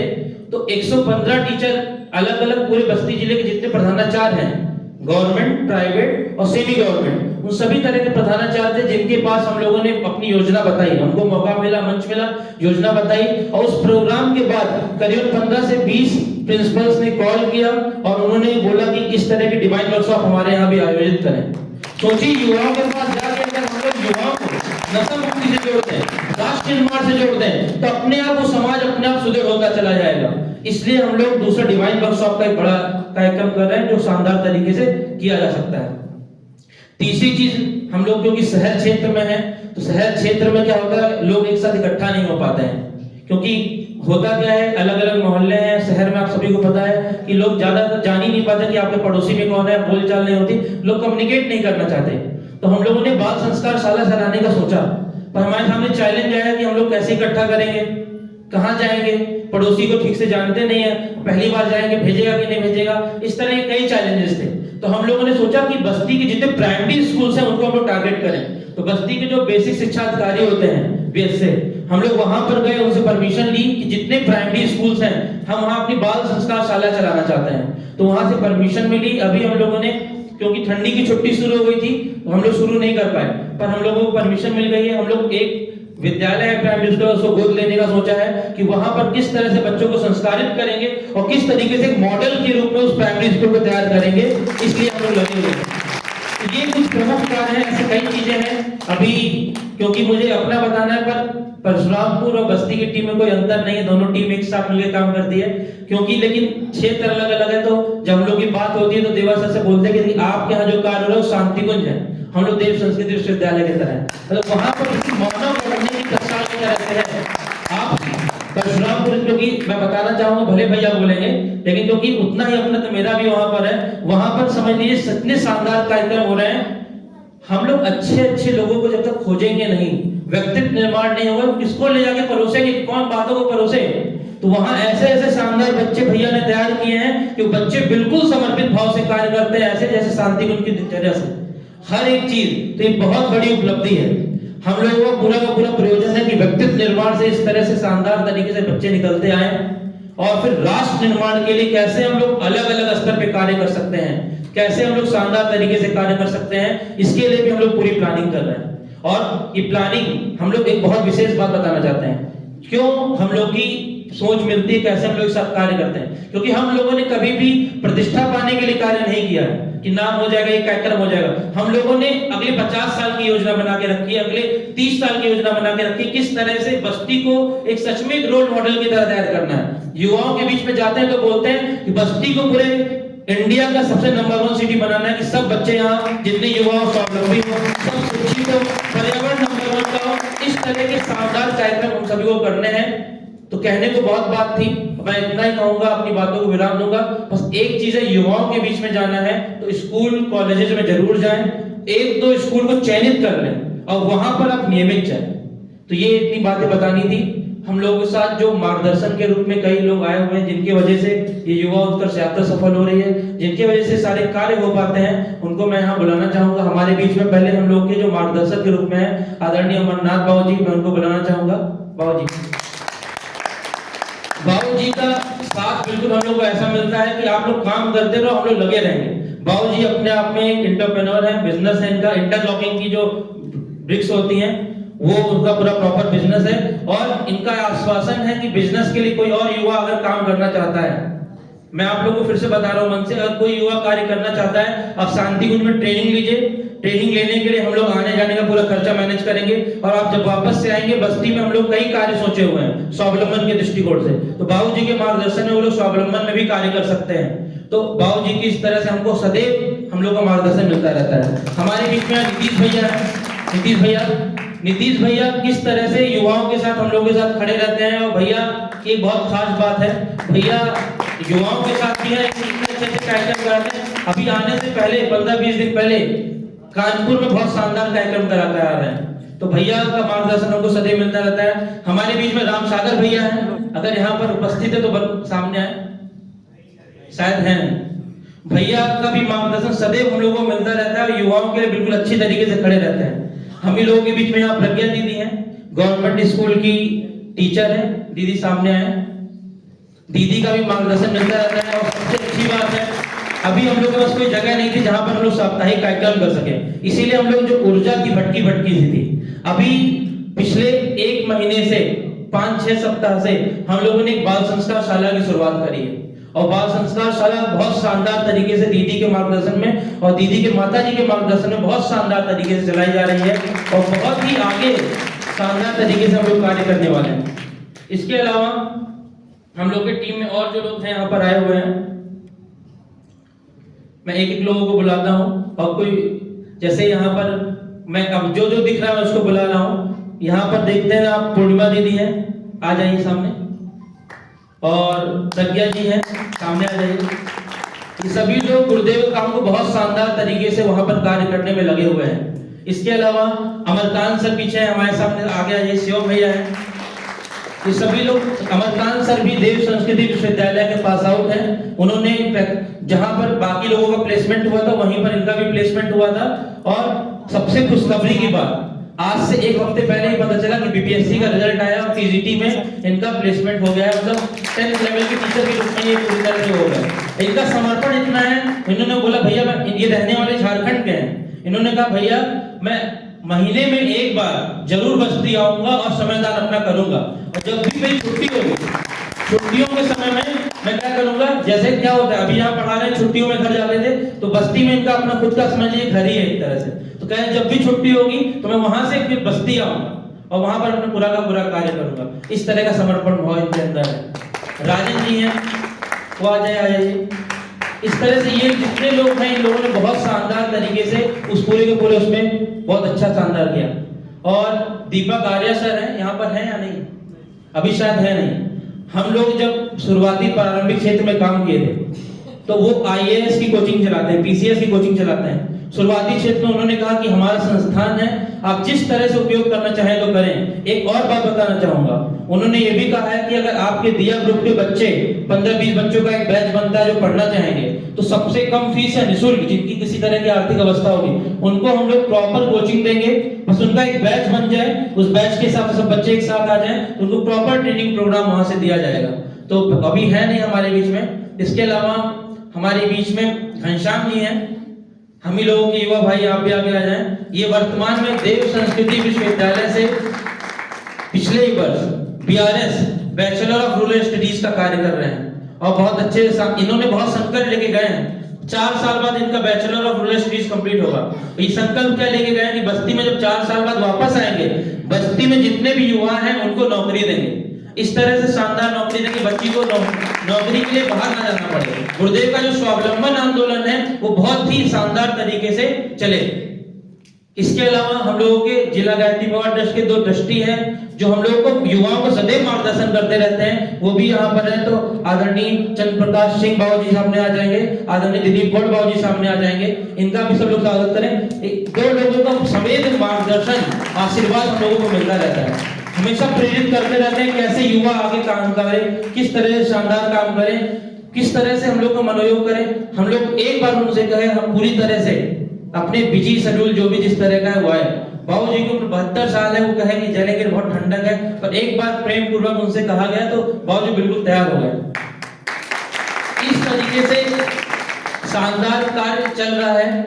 हम सभी लोग एक दूसरे से सीखते हुए बाकी सारी चीजें और जगह इंप्लीमेंट करें। जैसे भैया ने बताया अभी कि अलग अलग गांव को ग्राम गुरुदेव ने जो ग्राम तीर्थ योजना बनाई है, इसमें बहुत शानदार तरीके से अगर हम लोग भी अप्लाई कर लेंगे तो हर एक मंदिर जो कहीं ना कहीं जर्जर हो गया है उसको जगाया जा सकता है, और सबके लिए वो क्या करता है, चेतना का कार्य कर सकता है कि वहां से गुरुदेव ने कहा मंदिर हमेशा जन जागरण का केंद्र होना चाहिए। तो जन जागरण का केंद्र अगर सोचिए 1200 बता रहे हो जाएगा, कितना शानदार परिवर्तन हो जाएगा। कहने को बहुत बातें हैं, बस हम सभी लोग जिस तरह से इस बार युवा उत्कर्ष यात्रा को लाए हैं, कई हम लोग के ऐसे प्रोग्राम चलते हैं। हर संडे को हम लोग ऑनलाइन वेबिनार करते हैं जो विशाल जी के माध्यम से संचालित की जाती है। हर गुरुवार को हम लोग ऑनलाइन स्वाध्याय सत्संग करते हैं। इस बार की बात हो गई है तो इस चीज को मैं यहीं से अनाउंस कर दूं, और भैया से परमिशन लिया नहीं, बल्कि भैया कहते हैं हम लोग ऑनलाइन सेमिनार जो संडे का करते हैं, 3 सप्ताह में से 1 सप्ताह मैं उसमें प्रेजेंट रहूंगा, मेरी लेक्चर रहेगी, 1 सप्ताह देवा सर का रहेगा, और भैया से मैंने कल रात को बात की थी 1 सप्ताह डीपी शुक्ला भैया का लेक्चर रहेगा। आप सभी लोग जुड़िए शानदार तरीके से। बाकी महीने का 1 संडे जो बचेगा, उस संडे में हम लोग बाहर से कई ऐसे लोग हैं जो आना चाहते हैं। अभी हम लोग के पास 2 पेंडिंग नेम, एक इसरो के साइंटिस्ट हैं जो कि बहराइच में है, इसके अलावा एक इंजीनियर है पटना के जो कि यूके और अमेरिका में कार्य कर चुके हैं, वो भी आमंत्रित है। हम लोगों ने सोचा था कि इस युवा उत्कर्ष यात्रा के बाद ही उनको बुलाएं। तो जितने भी युवा भाई यहाँ बैठे हुए हैं वो जरूर दिया बस्ती के ऑफिशियल व्हाट्सएप ग्रुप से जुड़ जाए, या फिर भैया जुड़े रहेंगे तो वहां पे लिंक जाएगी, तो वहां से आप हर संडे जरूर जुड़े। सप्ताह भैया का मार्गदर्शन, देवा सर का मार्गदर्शन मिलता रहेगा, और महीने में 1 बार आप सभी लोग जिसको भी कहेंगे, गुरुदेव का मिशन बहुत शानदार है। कभी भी मत समझिए यहाँ आ गए हैं तो बस ऐसे बाबा जी लोग हैं, ये मिशन पूरा का पूरा 80 देशों में फैला हुआ है। आप अगर कहेंगे किसी आईएएस ऑफिसर को बुलाना, वो भी लेक्चर लेने आपके सामने आएंगे। किसी टॉप डॉक्टर को, किसी टॉप प्रोफेसर को, किसी साइंटिस्ट को बुलाना चाहेंगे, वो भी लेक्चर लेने आएंगे, आपको मार्गदर्शन करने आएंगे। तो आप इस सभी अभियानों से जुड़े। और यहाँ तक ही मेरा इंट्रोडक्शन था, समय शायद थोड़ा ज्यादा हो गया, उसके लिए क्षमा चाहता हूँ। और अब मैं अगली बार देवा सर को मैं स्वयं बुलाना चाहूंगा और देवा सर को आमंत्रित करता हूँ और कुछ बहुत ही खूबी इनके बारे में जो बता दूं। पहली चीज, व्यक्ति के पास संभावना होती है कुछ भी कर सकने की। अगर आज भैया चाहते तो भैया शायद अपने उसी क्षेत्र से इतना पैसा कमा रहे होते जितना पैसा कोई और बच्चा नहीं कमा सकता है। 12th पास करते करते उन्होंने अपनी कोचिंग शुरू कर दी, इंग्लिश की कोचिंग शुरू की। तो सबसे पहले तो ग्रेजुएशन वालों को पढ़ाया, बहुत अच्छी संख्या वहां थी। फिर इंटर वालों को पढ़ाया, बहुत अच्छी संख्या थी। क्योंकि भैया का देखिए, हम लोग कहीं ना कहीं ऊपरी सतह पे, मैंने कहा कि जो व्यक्तित्व निर्माण का काम है सबसे पहले है, राष्ट्र निर्माण का काम उसके बाद का होता है। कई बार ऐसा होता है व्यक्तित्व निर्माण करने में लोग सफल नहीं हो पाते। तो मैं भी जब नौकरी छोड़ा तो बहुत उदास परेशान थे, कैसे बस्ती में कार्य होगा। और पहली युवा उत्कर्ष यात्रा में भैया और पूजा दीदी, ये 2 लोग आए थे। तो भैया से जब मिले, वहां की पूरी कार्य योजना देखे, तब लगा कि अब तो जो है आराम से जाया जा सकता है, बहुत शानदार तरीके से। भैया चाहते वहां से लाखों रुपए कमा सकते, क्योंकि कोचिंग में 200, 250, 300 लोग पढ़ते थे। पर भैया बिल्कुल, उनका व्यक्तित्व मिशन से पूरा आधारित है। लोगों से फीस नहीं लेते थे कि जो बच्चा जैसा पढ़ पाता है पढ़े। धीरे धीरे जब फीस नहीं लेते थे तो और अपनी कोचिंग किसी दूसरे बच्चे को दे दी कि अब तुम संचालित करो। और अपना सोचिए, कई बार लोगों को सुना होगा कि पहले लोग पढ़ते हैं, छोटे से ऊपर जाते हैं। भैया ने पहले ग्रेजुएशन वालों को पढ़ाया, फिर इंटर वालों को पढ़ाया, अभी जहाँ पढ़ाते सिर्फ प्राइमरी वाले बच्चे हैं, 5th क्लास तक के बच्चे, और बच्चों को ट्रेन करें ताकि बचपन से संस्कार जा सके। संभावना इनके सामने इतनी ज्यादा थी, कुछ भी कर सकते थे। लेकिन उन्होंने चुना क्या? अपना निर्माण और व्यक्तित्व निर्माण। ये इतनी मूलभूत चीज है कि यही बच्चे, जब बात होती है, यही बच्चे देखिए, सिर्फ बस्ती का नहीं, पूरे भारत का मार्गदर्शन एक समय करेंगे। और वो क्षमता उनके अंदर कैसे आ रही है कि भैया ने स्वयं को इस तरह से साधा है और बच्चों को इस तरह से बनाया है। तो ऐसे भैया के लिए हम लोग तालियों से उनका स्वागत करें। वो वहाँ की योजना बताएं किस तरह से हो रही है, और हम सभी लोग उसको जितनी भी चीज सीखने की है जरूर सीखें। धन्यवाद। गुरुदेव का ध्यान गायत्री महामंत्र साथ साथ। ओम भूर्भुवः स्वः तत्सवितुर्वरेण्यं भर्गो देवस्य धीमहि धियो यो नः प्रचोदयात्। विषय दिया गया है कि कार्यकर्ताओं का परिचय और गतिविधियां दो ही बात करेंगे और 10 मिनट से कम ही लेंगे। सबसे पहली बात तो ये कि मैं आश्वासन देता हूँ शुक्ला जी से, इन्होंने कहा कि अगर ये सब लोग हमारा अभियान कॉपी करें तो अच्छा रहेगा, तो आप आश्वस्त होकर जाइए प्रशांतपुर से, आपका अभियान हम लोग कॉपी करेंगे।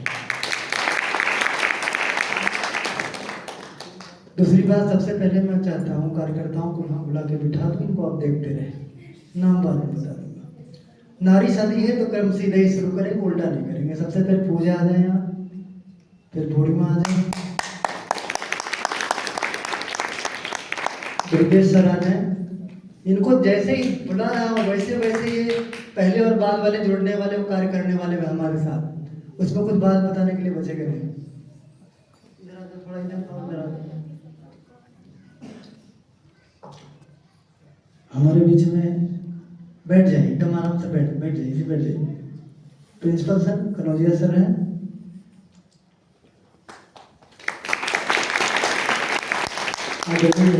श्री श्याम सुंदर गुप्ती हिंदी प्रवक्ता आप आ जाए। Shri Pankaj Kumar ji government teacher junior के अध्यापक हैं, आप आ जाए। अरुण अर्जुन अरुण आ जाए, अर्जुन आ जाए।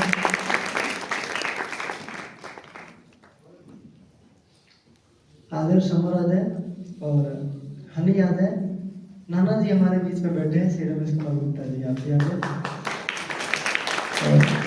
वैसे तो सारे लोग कार्यकर्ता ही, मैं किसी को छांट नहीं सकता, पर ये जो यहाँ बैठे उन्होंने खुद इनको आगे बैठने का दर्जा देके रखा है, इसलिए हमने यहाँ बुलाया। कार्य की गतिविधि संक्षेप में आप सुन लें। हमारे यहाँ चलता क्या है? सबसे पहली बात तो हमारे यहाँ जो खूबसूरती है वो बाल संस्कार शालाओं की है। हमने जिन बच्चों को 13-14 साल से पढ़ाया है, उन बच्चों को 13-14 साल में 13-14 बार भी हमने फीस नहीं मांगा है। क्यों? हम भी किसी गरीबी से होकर के गुजरे हैं, 10th के बाद मुझे कोई पैसा देने वाला था नहीं, तो वही अपनी चीज को हमने उनके भीतर पिरोया। उसके बाद लोग देखते हैं, कहते हैं शांति कुंज में जितने कार्यकर्ता दिखाई देते उतने कार्यकर्ता तो प्रशांतपुर में काम करते। ये सब के सब कार्यकर्ता आपको दिखाई देंगे। यहाँ मंच से संचालन किसी से करवाइए, यज्ञ किसी से करवाइए, प्रज्ञा गीत किसी से करवाइए, ढपली किसी से बजवाइए, तबला बजवाइए, हारमोनियम बजवाइए, जो मन के आप करवा लीजिए। करने वाले इसमें से क्यों? ये परिवार विकसित तभी होगा जब प्यार दिया जाए। प्यार नाम उसी का जब आड़े वक्त पर आया, जब मोल भाव करके को दिया नहीं जाता। हमने वो बात सीखी नहीं कभी। तो बाल संस्कार शालाएं हमने शुरू करी, 14 बाल संस्कार शालाएं चलती हैं, 550 से ज्यादा बच्चे उसमें पढ़ते हैं, नित्य चलता है। उन बाल संस्कार शालाओं से निकले हुए बच्चों का जो आचरण है, अगर उसमें उम्र बच्चे 10 साल के हैं, 4 बच्चे चले आए तो आपके 9 कुंडीय यज्ञ का 5 दिन का कार्यक्रम पूरा संभाल लेंगे। चाहे वो पत्थर उठाना हो, चाहे कर्मकांड कराना हो, चाहे वो जो है बिछौना लगाना हो, जो कुछ करना होगा 4 बच्चे मिलकर पूरा संभालेंगे, 5 का काम नहीं लगेगा। ऐसे धुरंधर बच्चे हैं। इसमें बच्चे को ये बच्चे इसमें से कितने बैठे हैं जो अगर आप मंच पे उनको छोड़ दीजिए तो आप अभी तुरंत कहेंगे शांति कुंज वाले वक्ताओं को थोड़ी देर ठहरा दिया जाए, इनको बोलने दीजिए। ऐसे इनका उद्बोधन है। लेकिन इनकी विनम्रता और सहजता आप देखेंगे तो कमाल की है। एक बिंदु पे मैं शर्म करता हूँ, मुझे दर्द होता है कि मैं इनको सिखा नहीं पाया। परिवेश में थोड़ा सेटल नहीं हो पाते। इनको किस तरह से व्यवहार करके सामरिकता पे अपने को प्रस्तुत करना चाहिए, उसमें अभाव रह गया। शायद मेरे अंदर कमी इसलिए इनके अंदर बनी है। बस यही मैं थोड़ा, और बाकी इनके अंदर जो कुछ भरा है बहुत सराहनीय है। हम लोग दूसरा कार्यक्रम करते हैं कोचिंग टू कोचिंग विद्यालय। तो विद्यालय प्रशांतपुर के 40 विद्यालय, कम से कम 20 से अधिक कोचिंग टू कोचिंग हम लोगों का जाना है साप्ताहिक। जाते उससे कम 2,500 से 3,000 परमानेंट साप्ताहिक बच्चों को स्पर्श करते, 1,500-2,000 को हम अकेले पढ़ाते हैं। हर संडे जाते हैं, उनको मोटिवेट करते हैं, गुरुदेव को बताते हैं। वहाँ के शिक्षक लोग बताते हैं कि जब से आप आए तब से हम लोगों के आचरण व्यवहार में परिवर्तन आया। कि जो बच्चे हैं वो हमारा हमको प्रणाम नहीं करते थे, भले इनको हम पढ़ाते हो, लेकिन इनके अंदर वो आदर भाव पैदा हो गया और संस्कार पैदा हो गया। वो करके 2,500-3,000 बच्चे परमानेंट उसमें कवर होते हैं। ये हमारे यहाँ की कार्यक्रम की धुरी है। दूसरी धुरी है कि जो हमने 7-8 साल में जो क्रीम बच्चों को पाया, जिन लोगों को पाया, उनका उद्देश्य हमने पहले से उनके हृदय में अच्छे से स्थापित कर दिया। आज के बाद तुम हो केवल महामानव, देव मानव बनना है, ऋषि बनना है, महर्षि बनना है, महायोगी बनना है, परम पूज्य गुरुदेव स्तर का जीवन जीना है। पहले तुम अंतर छाती में से उतार लो। ये सब बैठे यही को लेकर के शाम के समय हर दिन 365 दिन गीता और रामचरितमानस के आधार पर जीवन जीने की कला नित्य मार्गदर्शन चलता है। इसीलिए इनके आचरण में, व्यवहार में आप देखिए कितनी बड़ी झंझट बात आती है, सब झेल लेते, कोई दिक्कत की बात नहीं है।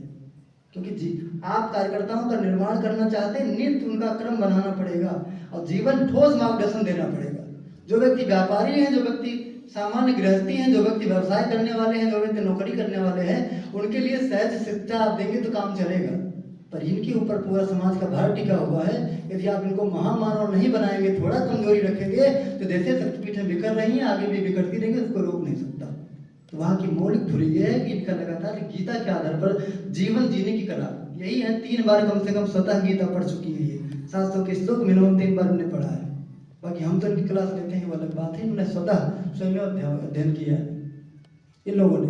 अखंड ज्योति इन बच्चों के द्वारा, हमारे कार्यकर्ताओं के द्वारा अखंड ज्योति का एक पेज का कभी नहीं है कि महीने में अगर एक पेज आता हो, अगर उसमें 35 पेज होगा तो 35 का 35 पेज पूरा बच्चे पढ़ते हैं। इसमें जितने लोग बैठे सबके भविष्य 35 युग निर्माण योजना का एक भी पन्ना छोड़ते नहीं है। ये आधार है कार्यकर्ता तैयार करने का, जो मैं आपको बताया दे रहा हूँ। हमारी ओर से पार्टिसिपेशन इतना है कि ये दर्द में होते हैं, पीड़ा में होते हैं, दुख में होते हैं, तो सबसे पहला व्यक्ति होता है हालचाल लेने वाला देवा सर। हमारी ओर से योगदान मात्र इतना से ज्यादा कुछ और नहीं है।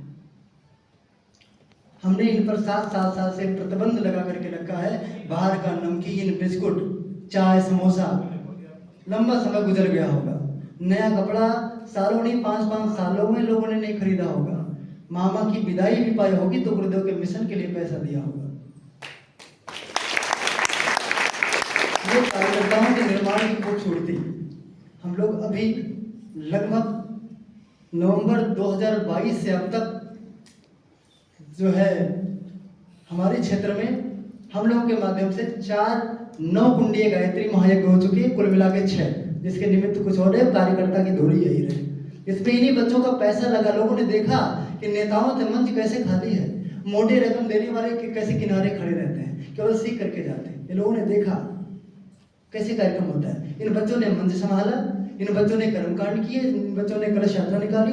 कलश यात्रा की संख्या 1.5, 2 हजार की 1.5, 2 किलोमीटर की जाम वाली कलश यात्रा निकालने। उस यज्ञ की सबसे बड़ी खूबसूरती रहती है युवाओं द्वारा, युवाओं का कार्यक्रम उसमें विशेष रूप से चलता है, जिसमें बच्चे आते हैं विद्यालयों की प्रदर्शनी। हमने अपने अनुकुंडी गायत्री महायज्ञ जब पहला किया तो उसमें 12 विद्यालय वाले अपने विद्यालय पर गेस्ट छुट्टी करके शनिवार दिन के दिन अपने बच्चों को लाए हुए थे। 1,500 बच्चों की संख्या थी, जिन्होंने प्रदर्शनी में लगाया, उसमें भागीदारी भी करी और इन्होंने उनका क्लास लिया था। नाटक, रंगमंच भी सजाया, सारा कुछ कार्यक्रम किया। ये वहाँ की दूरी। बाकी मैं पत्र लिया हूँ, क्रमबद्ध वैसे पढ़ दे रहा हूँ। मौलिक बात तो हमने आपको बता दी, जिसकी वजह से वहाँ का सब प्राण सुरक्षित है। वहाँ के पैसे देने वाले लोग ठीक वैसे हैं, एक टाइम खा करके लोग देने वाले हैं। मैं एक बात बता दूं, शायद मन से ये साझा करना अहंकार की बात है, पर आज भावनाएं उमड़ रही हैं तो बोल दे रहा हूँ, गुरुदेव हमको क्षमा करें। जब भी मैं शांति कुंज आता हूँ तो मैं आहार केवल एक टाइम करता हूँ, नहीं करता। एक पिछली बार आया था, 3 दिन में अंतिम दिन खा के गया था, और अभी मैं केवल शाम को 2 रोटी केवल खाया और फिर कल जाके खा के जाऊंगा। क्यों? क्योंकि मेरे पास आने के लिए यहाँ किराया नहीं था, मिशन का पैसा लेकर के मैं यहाँ आया। ये मुझे याद रखना चाहिए, इसलिए मैं अपने ऊपर बहुत संयम करके रखता हूँ। एक फूटी कौड़ी का चाय किसी ने पीते हुए देखा तो मुझे बोल देना। क्यों? क्योंकि आपने पैसा दिया है तब मैं यहाँ आया हूँ, और मैं नहीं चाहता कि देश का एक भी पैसा इधर जाता। हमारे यहाँ देखेंगे तो 80,000 रुपया, 35,000 मिनिमम मासिक वहाँ का अनुदान है। पर क्या मजाल है कि पेट्रोल में खर्चा हो जाए, क्या मजाल है कि मोबाइल का बैलेंस पड़ जाए, क्या मोबाइल है कि उससे टोपी ले लें हम? नहीं, उस पैसे का नहीं आता, इसीलिए वो चलता है।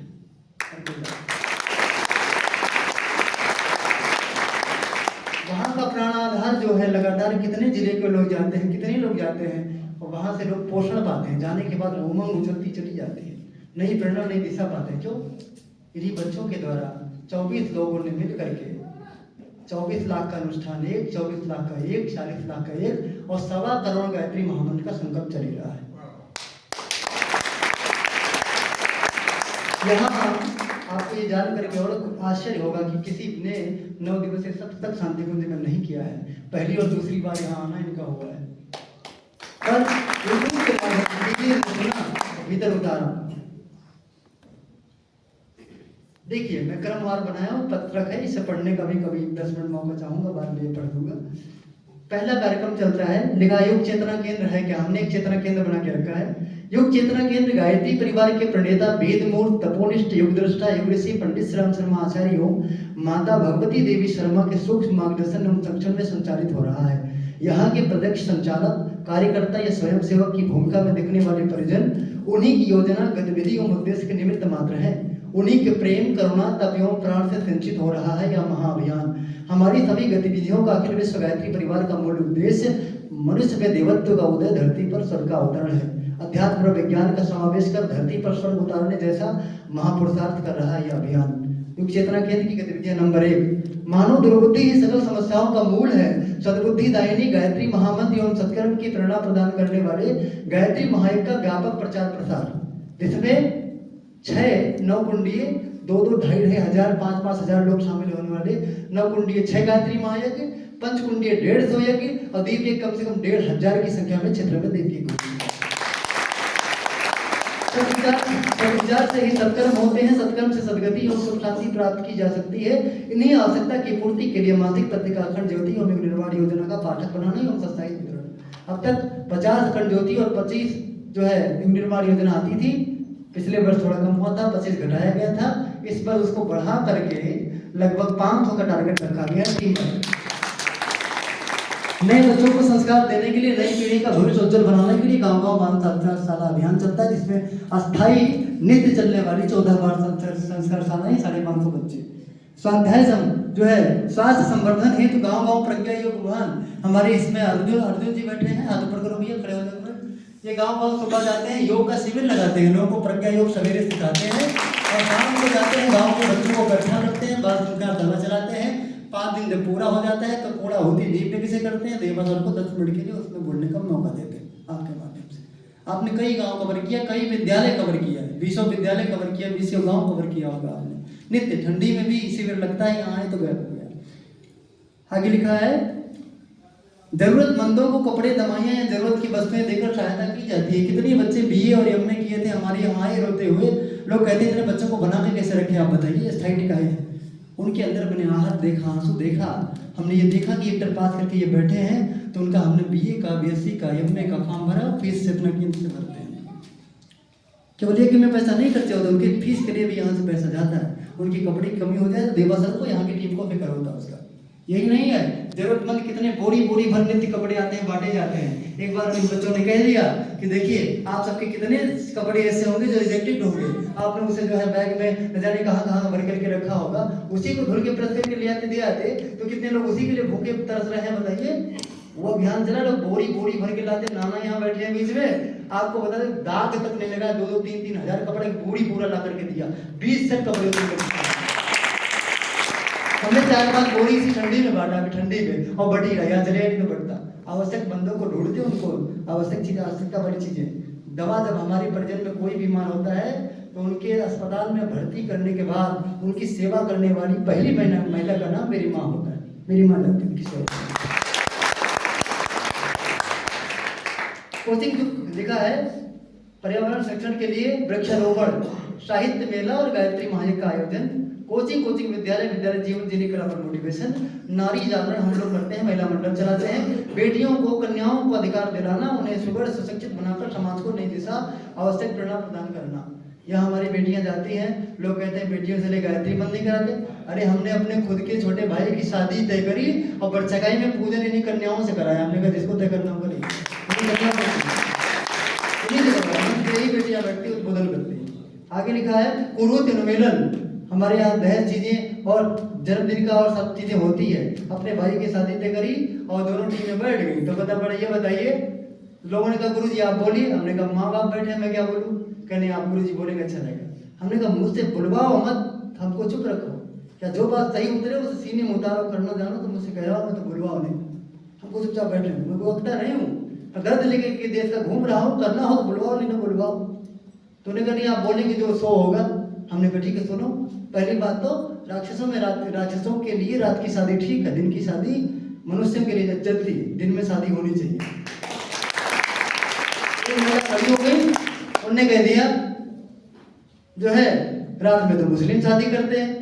हमने कहा साथ लेते हैं तुम भी मत लो, वो खाना खाते तुम भी छोड़ दो, वो रात में सोते तुम चलो, वो रोड पे चलते सड़क से चलो, नहीं ठीक ठाक लाइएगा तो मैं मानूंगा, नहीं मानूंगा, कोई शास्त्र परंपरा नहीं, दिन में शादी होती है। दूसरी बात जो हमने उनसे कही, शादी तीर्थ स्थल में होगा, कोई मेरे साथ 3 करोड़ से अधिक हैसियत नहीं रखते, 24 करोड़ से ज्यादा शक्तिपीठ गायत्री परिवार की बन रही है, वही रहेगा। वहाँ 1 लाख रुपया आप रेंट दोगे और यहाँ 1 रुपया आपका लगने वाला नहीं है, यही होगा सर। हमने कहा आपके पंडित जी आएंगे, यदि उनको पूरा विद्वता पूरा उसके बारे में समझ होगी तो ये कराएंगे, नहीं दक्षिणा लीजिए, उनको प्रणाम तक स्वीकार है, इससे अधिक उनका स्वीकार नहीं है। यहाँ जो हमारे गायत्री परिवार की परंपरा है उसके आधार पर पुरोहित चयन किए जाएंगे, वही कराएंगे। अंतिम कड़ी, हमने कहा अंतिम बात दूर कर दे संदेह आपके मन में होगा, अब तो सब ठीक है, मांग जांच की क्या बात है। हमने कहा आपको मेरे गौरव का अता पता नहीं है, हमको धरती के लोग जो हमारे आंखों के सामने चलते हैं, उठते हैं, बैठते हैं, उनकी संख्या मिनिमम 10,000 है जो देवासर को फॉलो करते हैं। देवासर का जागरण क्या है, पहन क्या है, खान पान क्या है, व्यवहार क्या है, आचरण क्या है, सूझबूझ क्या है, उसको लोग कॉपी करते हैं। उनकी संख्या केवल हमारे इर्द गिर्द घूमने वाले 10,000 है, जाने में कितने लोग कॉपी करते हैं नहीं जानता। आपकी दी हुई गाड़ी से मैं चलूंगा तो गौरव मेरा मरेगा कि जिंदा रहेगा? यदि मैंने एक बार सस्ती शादी कर ली, 5 मिनट ले ले तो कोई दिक्कत नहीं है, एक कहानी सुना देते हैं, बहुत जरूरी है इसलिए सुना दे। एक भाई साहब मेरे पास है, उन्होंने कह दिया कि सर ये बताइए मेरी जल्दी शादी हुई है और माता जी और बहू पढ़ती नहीं। हमने कहा महंगी शादी करी होगी, दहेज लिया होगा। उन्होंने कह दिया इससे क्या वास्ता है इसका? हमने कहा वास्ता है, क्यों नहीं वास्ता है? जब आपकी हैसियत 10,000 की नहीं है और 6 लाख रुपया खर्चा किए, बाकी की 5,90,000 तो लिए कर देना। 3 दिन 4 दिन 5 दिन आदमी चुप रहेगा, शादी के बाद 10 दिन बीता नहीं, मांगना शुरू कर देगा। अब क्या करोगे? आपके पास कमाने की तो कोई टेक्निक है नहीं, आपको दुबई दिखाएगा, मुंबई दिखाएगा, वहां जाएंगे।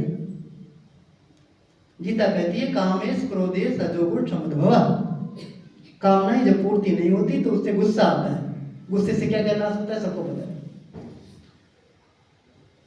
जो एक लड़की थी, एक देवी थी, एक बहन थी, अपना परिवार, अपना सुख शांति, अपना बचपन, सब कुछ, अपना मोहल्ला, अपना मित्र, सब कुछ छोड़ के आई थी कि आपसे प्यार पाएगी, साथ पाएगी, सहयोग पाई थी, उनमें से उसको एक नहीं मिला। शुरू में आई थी, उसने शुरुआत ठीक की थी, 4 बजे जाग गई थी, नहा धो के फ्रेश हो गई थी और उसके बाद में उसने पूजा पाठ किया था, 6 बजे चाय दे दिया था और सारा झाड़ू पोछा किया था। शुरुआत उन्हें अच्छी करी थी। जब उसकी खुराक इसलिए वो आई थी, वो नहीं पूरा हुआ, आप वहां चले गए, आपका प्यार और साथ रत्ती भर नहीं मिला, कामना उसकी एको नहीं पूरी हुई, सब धरी धरी रह गई, तो उसके भीतर चिड़चिड़ापन पैदा हो गया, गुस्सा पैदा हो गया, शुरुआत चालू हो गई बिगड़ने की। क्या शुरुआत हो गई? सासू बोलती है चाय लाओ, लाती हूँ, बिना मांगे देती थी। कुछ दिन बाद पता पड़ा भाषा टेढ़ी हो गई, देंगे अभी। अंतिम में यहाँ तक आती है पी ले, तुम्हारे बहुत प्यास लगे बना पी लो, और यहाँ तक आती है 2 चूल्हे अलग हो गए। जब तक लौट आएंगे, लौट करके आएंगे, तब तक संस्कार और आदत इतना परिपक्व हो जाएगा कि आप पूरी उम्र तक उस आदत को छोड़ नहीं सकते। काश आपने इतनी महंगी शादी करके दरिद्री का वर्ण न किया होता तो आपको ये दिन नहीं देखने होते। मैं सूझबूझ वाला व्यक्ति होकर के अगर मैं ये बात करता हूँ तो बात बनती नहीं। हमने कहा आप दिमाग से फ्रेश कर लो, देवासर गायत्री परिवार से हैं, दहेज के नाम पर अगर दिखा सामने की 1 रुपया भी दिखा तो स्वीकार नहीं है, और मेरे माँ बाप को भी स्वीकार नहीं होना चाहिए यदि मुझे यहाँ खड़ा किए तो। मेरी माँ 2 कदम और आगे चली गई। सुनना, मेरी माँ खड़ी हो गई, मेरे एक बड़े भाई हैं और मुझसे छोटे वाली भाई की शादी थी, मैं तो बीच वाला हो गया। उसका बहू से तुम उठो, इनको प्रणाम करो, पूरी सभा में प्रणाम कर, नानी का पाँव छू, ये तुम्हारे जेठ नहीं है, अनपढ़ नहीं मेरी माँ, साइन भी नहीं कर पाती, अनपढ़ है, साइन भी नहीं कर पाती। मेरी माँ ने खड़ी होकर के भरी सभा में कहा, ये तुम्हारे जेठ नहीं है, तुम्हारे गुरु हैं, इनको तुम प्रणाम करो। तर्क सुनना उसका। कहा अगर तुमने इनसे अगर एक हाथ का डिस्टेंस बना के रखा, घूंघट के अंदर रही, तो दीपक तले अंधेरा हो जाएगा उम्र भर। लोग इसी द्वार पर आकर के सारा टेक्निक सीख करके जाएंगे, मानव निर्माण महामानव बनाने की कला भी सीख करके जाएंगे, और तुम इतने से भी ज्ञान के लिए वंचित रह जाओगे। तुम इनको प्रणाम करो, उम्र भर करते जाओगे।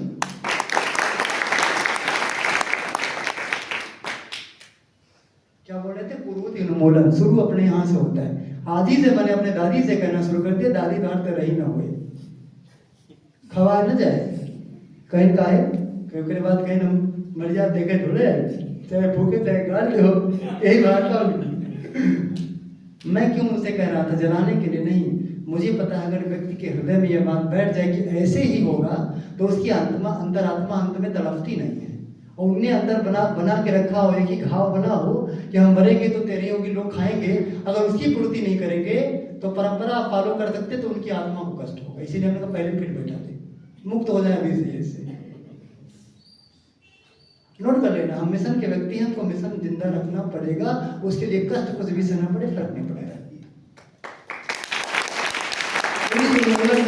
कितनी कुर्सियां उन्मूलन होती है गिनती नहीं करा सकते सर। जो भी यहाँ कही जाती है सब वहाँ जीते हुए आप आएंगे। घर घर दीजिए, भारतीय परंपरा से जनदिन बनाने काम, पुंसवन संस्कार, नामकरण भी कराया, अन्नप्राशन कराया, विद्याग्रहण, मुंडन भी वहाँ हुआ, दीक्षा भी हुआ, बस विवाह संस्कार वहाँ नहीं हुआ, सब हुए निःशुल्क, वहाँ सब निःशुल्क हुआ। भारतीय धर्म और अध्यात्म का वास्तविक रूप में प्रचार प्रसार से वहाँ से होता है। स्वावलंबन प्रशिक्षण चल रहा है वहाँ, थोड़ा बहुत भी लड्डू बनती है, जैसे यहाँ का प्रज्ञा प्रसाद है नहीं, ठीक वहाँ भी वैसे ही बनता है, और वहीं घर का बनता है, लोग खरीद के भी लेके जाते हैं। और तेल वाली मशीन, कच्चे तेल वाली मशीन पता कर रहे हैं, सरसों का तेल मिक्सचर आता है, हम कच्चे तेल वाली मशीन लगा रहे हैं, लोगों का प्रोडक्ट करेंगे, थोड़ा इसी पर शुरू करने वाले से यूनिट खरीदेंगे। युग पुरोहित प्रशिक्षण, किसी ने हमारी, देखो एक बात बुरा न लगे किसी को, भाई जातिगत बात नहीं बोलना। एक साहब ने कहा हमारा मजा लिया, मुझे थोड़ा गुस्सा आ गया, इरिटेशन आ गया। उन्होंने कहा आप तो बड़े पंडित जी हो गए, बाबा जी हो गए। अरे वो हमारी जात को लेके बोल रहे थे, जिस सभा में बोल रहे थे वो कि विश्वकर्मा के बाबा जी बने। उनकी बात हमको थोड़ी उस समय, अगर किसी और अवस्था में होते तो मुझे लगता ना जुझलाते, मुझे थोड़ा बुरा लग गया, तो उनकी बात थोड़ी हमें गड़बड़ लगी, तो हमने उनको उत्तर उस समय दे दिया। मैं आज तक उसके लिए माफी मांगता हूँ, उपदेश नहीं देना चाहिए। कहीं आप तो पंडित जी हो गए, तो हमारी बात नहीं करके हमको पंडित जी मान करके मेरी बेइज्जती क्यों कराते हो? I am the producer of Pandit ji. देखते ना कितनी लाइनें लगी है, मुझे पंडित जी बोल के छोटा क्यों बनाते हो? कितने प्रोडक्ट कर दिए पंडित जी। ये तो वो हमारा मजाक उड़ा रहे थे, तो मैंने ऐसी भाषा बोलती नहीं, कहता ऐसी बात बोलता नहीं कभी, तो उन्होंने हमारा मजाक उड़ाया कि ये गलत चीज क्यों कर। अरे आप मेरे आचरण व्यवहार को देखो, कहीं कुछ कमी है सुधार कर लो, पर फर्जी बात क्यों करते हो जिसका कुछ आता पता ही नहीं। युग पुरोहित प्रशिक्षण चलता है, जिसमें मिनिमम 100, 150, 200 बच्चे कर्मकांड कराने वाले हैं। देखेंगे तो क्या गजब का गीत गाते हैं, क्या बता दें। जीवन जीने की कला एवं समय प्रबंधन सिखाने के लिए समय समय पर 3-3, 5-5, 9 दिन का शिविर भी हमारे यहाँ चलता है। 9 दिन का शिविर चलता है। बच्चे 3:30 बजे जागते हैं, 4:30 की आरती करते हैं, प्रज्ञा योग करते हैं, यज्ञ करते हैं, 8 की पहली कक्षा लिखते हैं, जलमान करते हैं, उसके बाद में विश्राम करते हैं, गीता के आधार पर जीवन जीने की कला सीखते हैं, वृक्षारोपण का टेक्निक सीख करके जाते हैं। पर्यावरण के लिए हम लोग वृक्षारोपण करना शुरू किए, 12,000 वृक्षों का संकल्प लिए थे, बारिश में लगवा दिए। अब पता चला पौधे कहाँ से आएंगे, अरुण खड़े जो पता पड़ा पौधे कहाँ से आए, इनने का समाधान सर मैं दे रहा हूँ। क्या घर घर नर्सरी अभियान, हम ये कैसे होगा? उन्होंने काली पन्नी 1-1 रुपए की सबको दे दी, और सब लोगों ने मिट्टी गोबर मिलाया, उसमें आम की गिटली और बीज सब डाला, पौधे तैयार हो गए। मिनिमम 20,000 पौधे उसी से निकलवा हम लगवा चुके हैं। सारी बात हम 4 पौधे, हमारे पास फोन आता भैया 100 पौधे चाहिए। हमने कहा गाड़ी भेज दो, तेल भी हम डला देंगे, आप लगवा देना, लेकिन बाद में सुरक्षित हो जाए, बस हम दे देंगे पौधे, आपको दिक्कत की बात नहीं। एक अंतिम बात, हमारे यहाँ चलता है पर्सनालिटी डेवलपमेंट, पीडीसी कक्षा। पर्सनालिटी डेवलपमेंट हमने लगभग 16 संडे हो गया चलाते, उसमें 150 बच्चे कम से कम आते हैं, पूरा खचा खच हाल भरा रहता है, जिसमें बेटियों के द्वारा प्रज्ञा गीत चलता है, और उसके बाद में उसमें एक से बढ़कर उद्बोधन चलते हैं कि बेटियों के द्वारा, मैक्सिमम उनका रहता है, बीच में हमारा रहता है। जिसमें पर्सनालिटी डेवलपमेंट में क्या चलता है जरा देखिए आप, 2 लाइन पढ़ूंगा, ज्यादा नहीं। क्या मिलता है पीडीसी से? सुख, शांति, संतोष, सद्गति, सफलता, सार्थकता, महान व्यक्तित्व, उज्जवल चरित्र, जीवन लक्ष्य, सद्बुद्धि, सद्विचार, प्यार, परिवार, सेवा, सहायता, अच्छी संगति, पवित्र परिवेश देता है साप्ताहिक पीडीसी। सद्गुण, सद्विचार, सद्भाव, सत्कर्म संपन्न बनते हैं इस अभियान में जुड़ने वाले लोग। उसके बाद में कैसे चलता है पीडीसी? पीडीसी सद्बुद्धि उज्जवल भविष्य देने वाले गायत्री महामंत्र की प्रार्थना से, प्रज्ञा गीत से प्रारंभ होता है। वही युवा जिन्होंने अपने जीवन को आदर्श एवं श्रेष्ठ पथ पर चलाया है, अपने जीवन से अनुकरणीय उदाहरण प्रस्तुत किया है, जिन्होंने देवत्व धारण किया है, अध्यात्म विज्ञान का समावेश कर सुख शांति के द्वार सभी के लिए खोलने में अहम भूमिका निभाई है, जिनकी कथनी करनी में भेद न्यूनतम है, जिन्होंने अपने आचरण से शिक्षा दिया है, उन्हीं के द्वारा पीडीसी की हर गतिविधि संचालित होती है। इस पीडीसी का प्रधान अंग उद्बोधन और प्रज्ञा गीत है। साहित्य जीवन पथिकों का पाथ्य है, ये चलता है। बाकी बात आपने बड़े बड़े मन से सुना, कोई बात चूक हो गई वो बड़ा आभार, परिचय का क्रम है। हम आपसे एक निवेदन चाहते हैं सर, 15 मिनट का मुझे बीच में कभी समय दे दे, पत्र को मैं पढ़ के सुना दूं। अब आपको ये पता पड़ेगा जितनी चीजें अब तक यहाँ बोली गई हैं 3 दिन में आपने सुना है, सब जीने वाली इसमें है, सबका लेखा जोखा इसमें, नाम सही तो नहीं है, सारी गतिविधियां चलती है। आपको और रिकॉर्ड मिल जाएगी, इसको पढ़ने का आपको मौका बाद में कभी भी नहीं देना। परिचय पहली बाल संस्कारशाला चलाने वाली पूजा है, जिनने 70, 80 बच्चों को बाल संस्कारशाला में सुरक्षित किया है, बच्चों को हैंडक्राफ्ट बनाना सिखाया है। बर्थडे के दिन बच्चे गिफ्ट देना चाहते हैं, सामान खरीदना नहीं पड़ता, वही बनाती है, उसी से गिफ्ट कर देती है बना करके। स्केचिंग को बढ़िया आपके आता है, आपके अंदर होता है। और सबसे बड़ी बात तो इनके भीतर का साहस कितना जोरदार होगा। गांव में पता पड़ा ऑर्केस्ट्रा होने जा रहे हैं, जा ही रहा है, इन्होंने उस घर चक्कर लगा करके उन्होंने वो घर का ऑर्केस्ट्रा बंद करवा दिया। असली गाने गांव में नहीं बजने चाहिए। एक है पूर्णिमा दीदी आपके बगल में बैठी हैं, देख लें आप, आपके माध्यम से 24 कुंडीय गायत्री महायज्ञ हुआ आपके ही घर पे। लगातार 2 साल से नित्य 108 मंत्र की आहुति नित्य पड़ती है आपके घर पर, नित्य। और उसके आगे और आपके यहाँ 9 दिन का जब अखंड जब चलता है, 9 दिन में नवरात्रियों का अखंड जब चलता है, 3 दिवसीय चलता है, पंचकुंडी यज्ञ चलता है। अब आपके यहाँ ही आपके घर पर ही कर्मकांड प्रशिक्षण का सेंटर वही है, वही सब लोग प्रति चल पाते हैं। स्वावलंबन भी नहीं करना। आप दुर्गेश जी हैं, क्या बोलना आपके बारे में?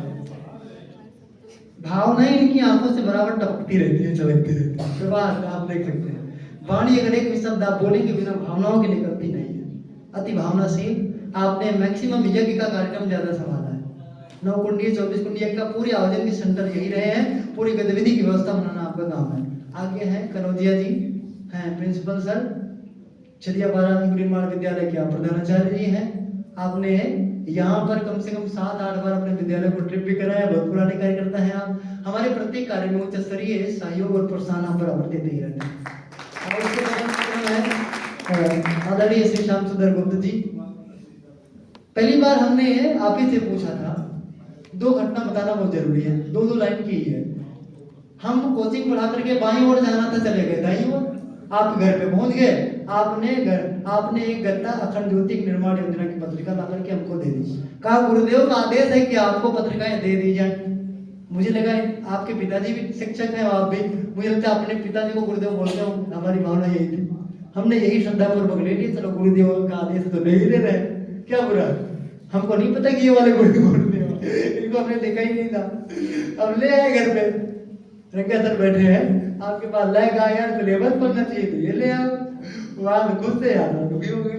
चले आए घर, पढ़ना शुरू किया अखंड ज्योति के 40 से ज्यादा अखंड ज्योति जब पूरा पढ़ लिया हूँ, तब कहीं जाकर के ब्रेक दिन रात सुबह धूप में यहाँ पढ़ते पढ़ते अलग की आत्मीयता भीतर से ऐसा पैदा हुई कि इससे हमारा बहुत जबरदस्त नाता है, खूबसूरत नाता है। पढ़ा हमने, पढ़ने के बाद वहीं यूट्यूब चैनल के माध्यम से प्रशिक्षण लिया और काम करना शुरू करे।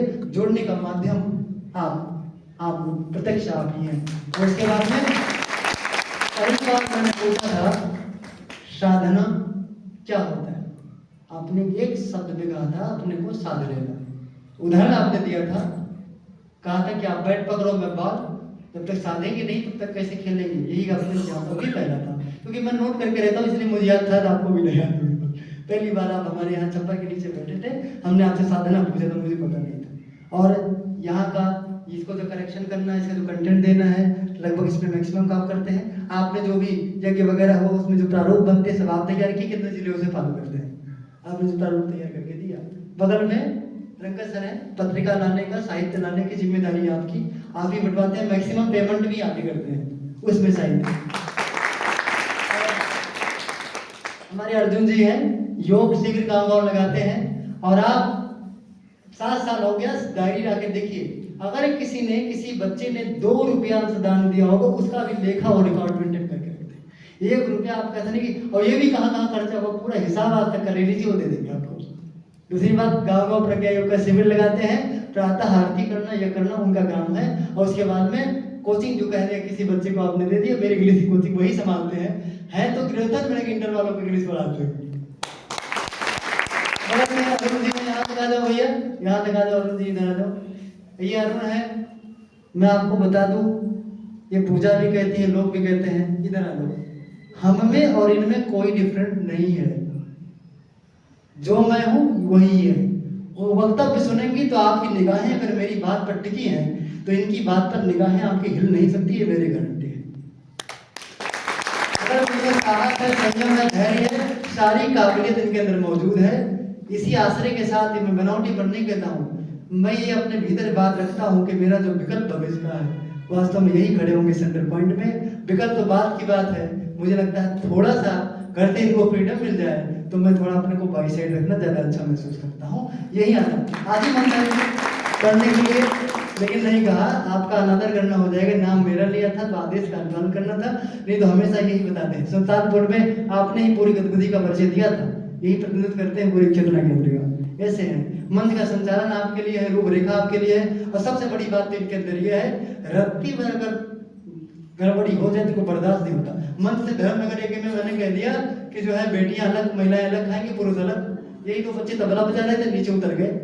हमने जल्दी से इनके घर फोन आया, हमने कहा यही पूरा परिवार बैठ जाओ, लड़कियां लड़के बैठा दिया, हम उधर चले गए। ये उड़ो उड़ो उड़ो, कहाँ गए? अरे अभी कहाँ गए? महिलाएं इधर खाएंगी तो उधर जाओ, तुम कब से महिला हो गए? अरे मंच पे थे तब थे, अब यहाँ का देवा सर ने भेजा है, देवा सर भेजे होंगे, अलग बात है, पर जो उचित है वो उचित वही कहते हैं, वही तोड़ते हैं। अच्छा नहीं है, इनको रत्ती पर बर्दाश्त नहीं होता। भाषा इनकी ऐसी नहीं रहती, बहुत प्यार दे देती है, लेकिन रत्ती भर को बर्दाश्त नहीं होता। आज आ रहे थे वहां से फैजाबाद से, आपके यहाँ से जब लौटे थे हम लोग सवेरे सवेरे, एक टोटी खुला था, खूब पानी बह रहा था, नाली भी, टंकी भी भर गया था, बह रहा था। इन्होंने कहा सर जी बह रहा है पानी, सुबह 6 बजे, क्या करें? कहा बंद कर दे। रुके, पूरा इनका सब कपड़ा वपड़ा भीग गया, उसमें पूरा बड़ा खुला था, उसमें पूरा टंकी में कपड़ा वपड़ा डाल के जबरदस्ती बंद किया। अंतिम में टंकी भी फुल हो गया, अब क्या करें? हमने कहा जो आपकी इच्छा सब कर लो। अंदर चले गए, दरवाजा खुला था, सारा पड़ा पड़ा का लाइट का निकाल के नोज के बाहर रख दिया, जो होगा देखा देगा, सब बंद कर दिया। इनको देश का पानी का फिक्र नहीं है, और बड़े कंपनी वाले देश देखा जाएगा। ऐसे संस्कारवान है, इनको रास्ते में अगर ढीला दिख जाए मिट्टी का तो बिना ठीक किए जाएंगे नहीं। हम लोग तो क्या सोचते करते हैं, गंभीर संस्कार वाले व्यक्ति हैं ये। खैर इनसे जब कोई बात कहता हूँ मैं क्या कर पाऊंगा सर जी, तो आप कुछ लक्षण देख करके ही कहते हैं। आगे है, साथ में पढ़ते हैं, बड़े खड़े हो जाओ भैया, दोनों भाई खड़े, दोनों जुड़वा है, एक का नाम आदर्श, एक का नाम अमर, क्रम इधर से रहेगा। आप दोनों ऐसे हैं निकले, बड़े माहिर, बहुत अच्छे संस्कार वाले। आप दोनों तबला बजाते हैं, आप दोनों ढबड़ी बजाते हैं, गजब का। यहाँ लोग ट्रेन करते वो भी पर शर्मा जाए, मजाक नहीं करता, सब ढबड़ी बजाते हैं। और ये नहीं, आप तो पूरा परेड निकाले, परेड का प्रत्येक इंस्ट्रूमेंट बजाते हैं, एक ही बाकी नहीं है। परेड का 7-8 इंस्ट्रूमेंट सब बजाते हैं। और ये तो भाई साहब बांसुरी भी बजाते हैं, वो लोग किसी के बाद में बजाते हैं ये लोग। और उधर दोनों नाना बेटे हैं, आपने नाना खड़े हो जाए। अपने जीवन का सर्वाधिक ऐतिहासिक एक कोई हुआ तो आपके माध्यम से ही हुआ। ये सब ने कहा, मैं अंतिम व्यक्ति को कहने वाला, सबसे पहले सब लोगों ने कहा स्वीकार है मत से कि आपने नवकुंडीय गायत्री महायज्ञ कराया, जबकि जय गुरुदेव से आप संगठन से जुड़े हैं, दीक्षित भी हैं, लेकिन आपने कहा सबसे बड़ी बात आपकी सीखने लायक। आपसे जब प्रस्ताव रखा गया कि आप क्या यज्ञ होना चाहे, पर आप तो जय गुरुदेव से जुड़े नाना, तो उन्होंने कहा बात जय गुरुदेव की नहीं है, बात सही की है। सही कौन कर रहा है? आपका यज्ञ सही तो आप करवाइए, मुंह से जुड़ा पूरा तन मन धन दूंगा। और 6000 घरों का दरवाजा निबंधन देने के लिए आप खटखटाए दिन रात निकल ठंडी में। किसी भी संस्था हो ऐसे साधक चाहिए, विनम्रता अंतिम छोड़ तक कायम रखी, सब कुछ आपने किया। बगल में भाई साहब बैठे हैं, हनी बैठे हैं, ये ऐसे हैं कि ये ऐसे परिवार से हैं जिनके पास लगभग 400 बीघे जमीन है, इनके चाचा जी ब्लॉक प्रमुख है, लेकिन यज्ञ का नाम सुन ले तो यह भी आशीष भैया मेरे यहाँ गए थे टेंडर में, कहा भैया अब तो जिला पंचायत बने वाला तो के जाए कुछ काम का है, कहे सर जी नहीं आप कुछ काम हम करब, हम गाँव फरुआ उठाओ बस। सवेरे 5 बजे आ गए और फावड़ा लेके गिर गए, शाम को 5 बजे तक बीच में लंच करने के लिए बैठे, बस कमर सीधी नहीं की जब तक पूरा इतना बड़ा झटका ठीक नहीं हो गया पूरा। 2 बच्चे और हैं, अजय अंकिता है, जिनमें भैया जब गए थे शांति कुंज में और 51 कुंडी यज्ञ अयोध्या में हुआ था, इन्हीं 2 बच्चों की तारीफ करते करते लोग थकते नहीं थे, नाम किसी के पता। 12 लोग अजय अंकित दोनों वो भी जुड़वे हैं, हमारे यहाँ जुड़वे नहीं आते, अगर देखिए या तो हमारे यहाँ जुड़वे आते तो जोड़े आते हैं, अरे लड़की देख उधर दिखा दो उधर हो तो ऐसे ही आते हैं, हमको खूबसूरती बनी रही। आप और उन्होंने हमारे यहाँ जब भी आप अयोध्या जाकर के देखिए, साहित्य स्टाल कौन ठीक करता है, प्रशामपुर की टीम, भोजनालय कौन व्यवस्थित करता है, प्रशामपुर की टीम, चूना पेंट करना हुआ स्वयं सेवक कौन होते हैं, प्रशामपुर की टीम, 51 कुंडी एक युवा पूरा गोकुल बनाना पेंट करना किसका काम, प्रशामपुर की टीम, 12 दिन गुजरे तो प्रशामपुर की टीम ने खूब काम किया। लेकिन अंतिम बात बता करके अपनी बात को विराम देंगे। वहां से ये बात आया, पूर्णिमा ने भूमि पूजन हुआ, ये बेटी है, इन्होंने उसका भूमि पूजन में दीप प्रज्वलन का आपने ही काम किया था, आपने अपने हाथों से दीप जलाया था, जिनमें भैया की उपस्थिति है। एक अंतिम बात यह है, वहां के लोगों ने कहा कार्यक्रम जब हो गया कि आपके बच्चों ने बड़ी सेवा दी है, हम चाहते हैं कुछ दे दे। शक्तिपीठ सरंकर सर के पास फोन है, उन्होंने हमें कहा हमारे पास फोन करवाइए, उन्होंने कहा कुछ देना चाहते हैं, लोगों ने सेवा किया है। हमने कहा देखो सेवा तो हम तो ले गए थे, पर सेवा जिसने किया था उन्हीं से पूछना पड़ेगा, उनको मंजूर होता दे दीजिए। बच्चों को हमने बिठाया, बच्चों से पूछा ये बताइए सेवा करके प्रस्ताव आया है, ये मैं आपको बता रहा हूँ गीता क्लास लेने का असर क्या होता है, कार्यकर्ता बनने का असर क्या होता है। इससे कहा कि सेवा करके कुछ मिल रहा आपको तो ले लें। कहाँ से गुरुजी? उन्होंने कहा शक्तिपीठ से। हमने कहा शक्तिपीठ से। इन्होंने क्या जवाब दिया? पहली बात तो ये कही कि देखिए सर जी सेवा के बदले में 3 बातें कही, सेवा के बदले में कुछ लेना मतलब सेवा की बेइज्जती करना है। बच्चों का सामूहिक जवाब नंबर 1, उसी कड़ी का दूसरा जवाब ये, यदि शक्तिपीठ से पैसे आ रहे हो हम ले रहे हो तो और बेवकूफी है क्यों? हमें पैसे तो वहां देना चाहिए, वहां से लेंगे हम।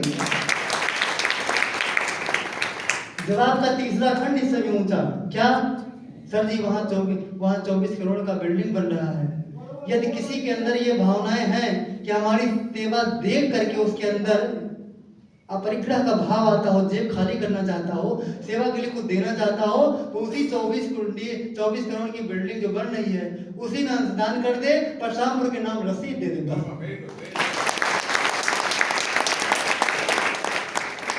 नित्य कक्षाएं लेने का असर ये है कार्यकर्ता होने का, इसीलिए लोग टिके रहते, लोग उनकी तारीफ करते हैं। बाहर से क्या है, आपका चलना अच्छा है, ये लोग तो चलते हैं कैसे करते हैं। देखिए पूजा कही थी सर जी पूर्णिमा आपके पास जाएंगी तो इनको एक बार मना करके रखना, थोड़ा संयमित रहेगा। ये पूर्णिमा कही चलती सर जी चलिए खाना खाइए। तीसरा आदमी देखा, अरे सर जी और सर जी, अरे ये बेटिया बहने देवियां कार्यकर्ता समाज और सब, इनके अंदर यही बात नहीं है क्योंकि इन्होंने घर का मान के रखा, घर की तरह हर जगह व्यवहार करते हैं, किसी से मैं थक जाता हूँ। जब कभी शांति की ईमानदारी से बता रहे हो, शांति कुंज जाता हूँ, आज आया, आज ही से मैं बच्चों से बोलना शुरू कर, इनको पता ही नहीं मैं कहाँ रहता हूँ, 3 दिन बाद इनसे जाने तब मिलता हूँ। क्यों? इनको मैं मना भी नहीं कर सकता और न लोगों को उनको समझा सकता हूँ कि ये सही है, और न इनको कह सकता हूँ कि अपना प्यार मेरे लिए लुटाओ, दोनों नहीं कह सकता। मैं धर्म संकट में पड़ जाता हूँ, यही मैं हार जाता हूँ। यही भरत और राम जैसी प्यार आ जाती है, उसमें हमको समझे क्या करें, ये अपनी भाषा में बात करेंगे, सर जी चल खाए, और के लिए क्या है हमको पता, यही मैं तक जाता हूँ, बाकी सब ठीक है इनके लिए। चलिए आपने बहुत सुना, हमने आपसे बहुत समय लिया।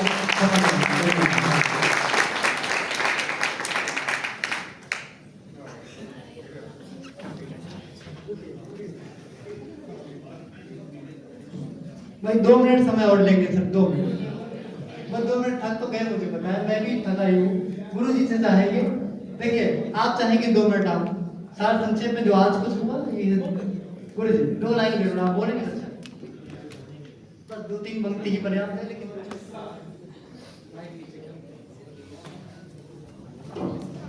ये आ गया।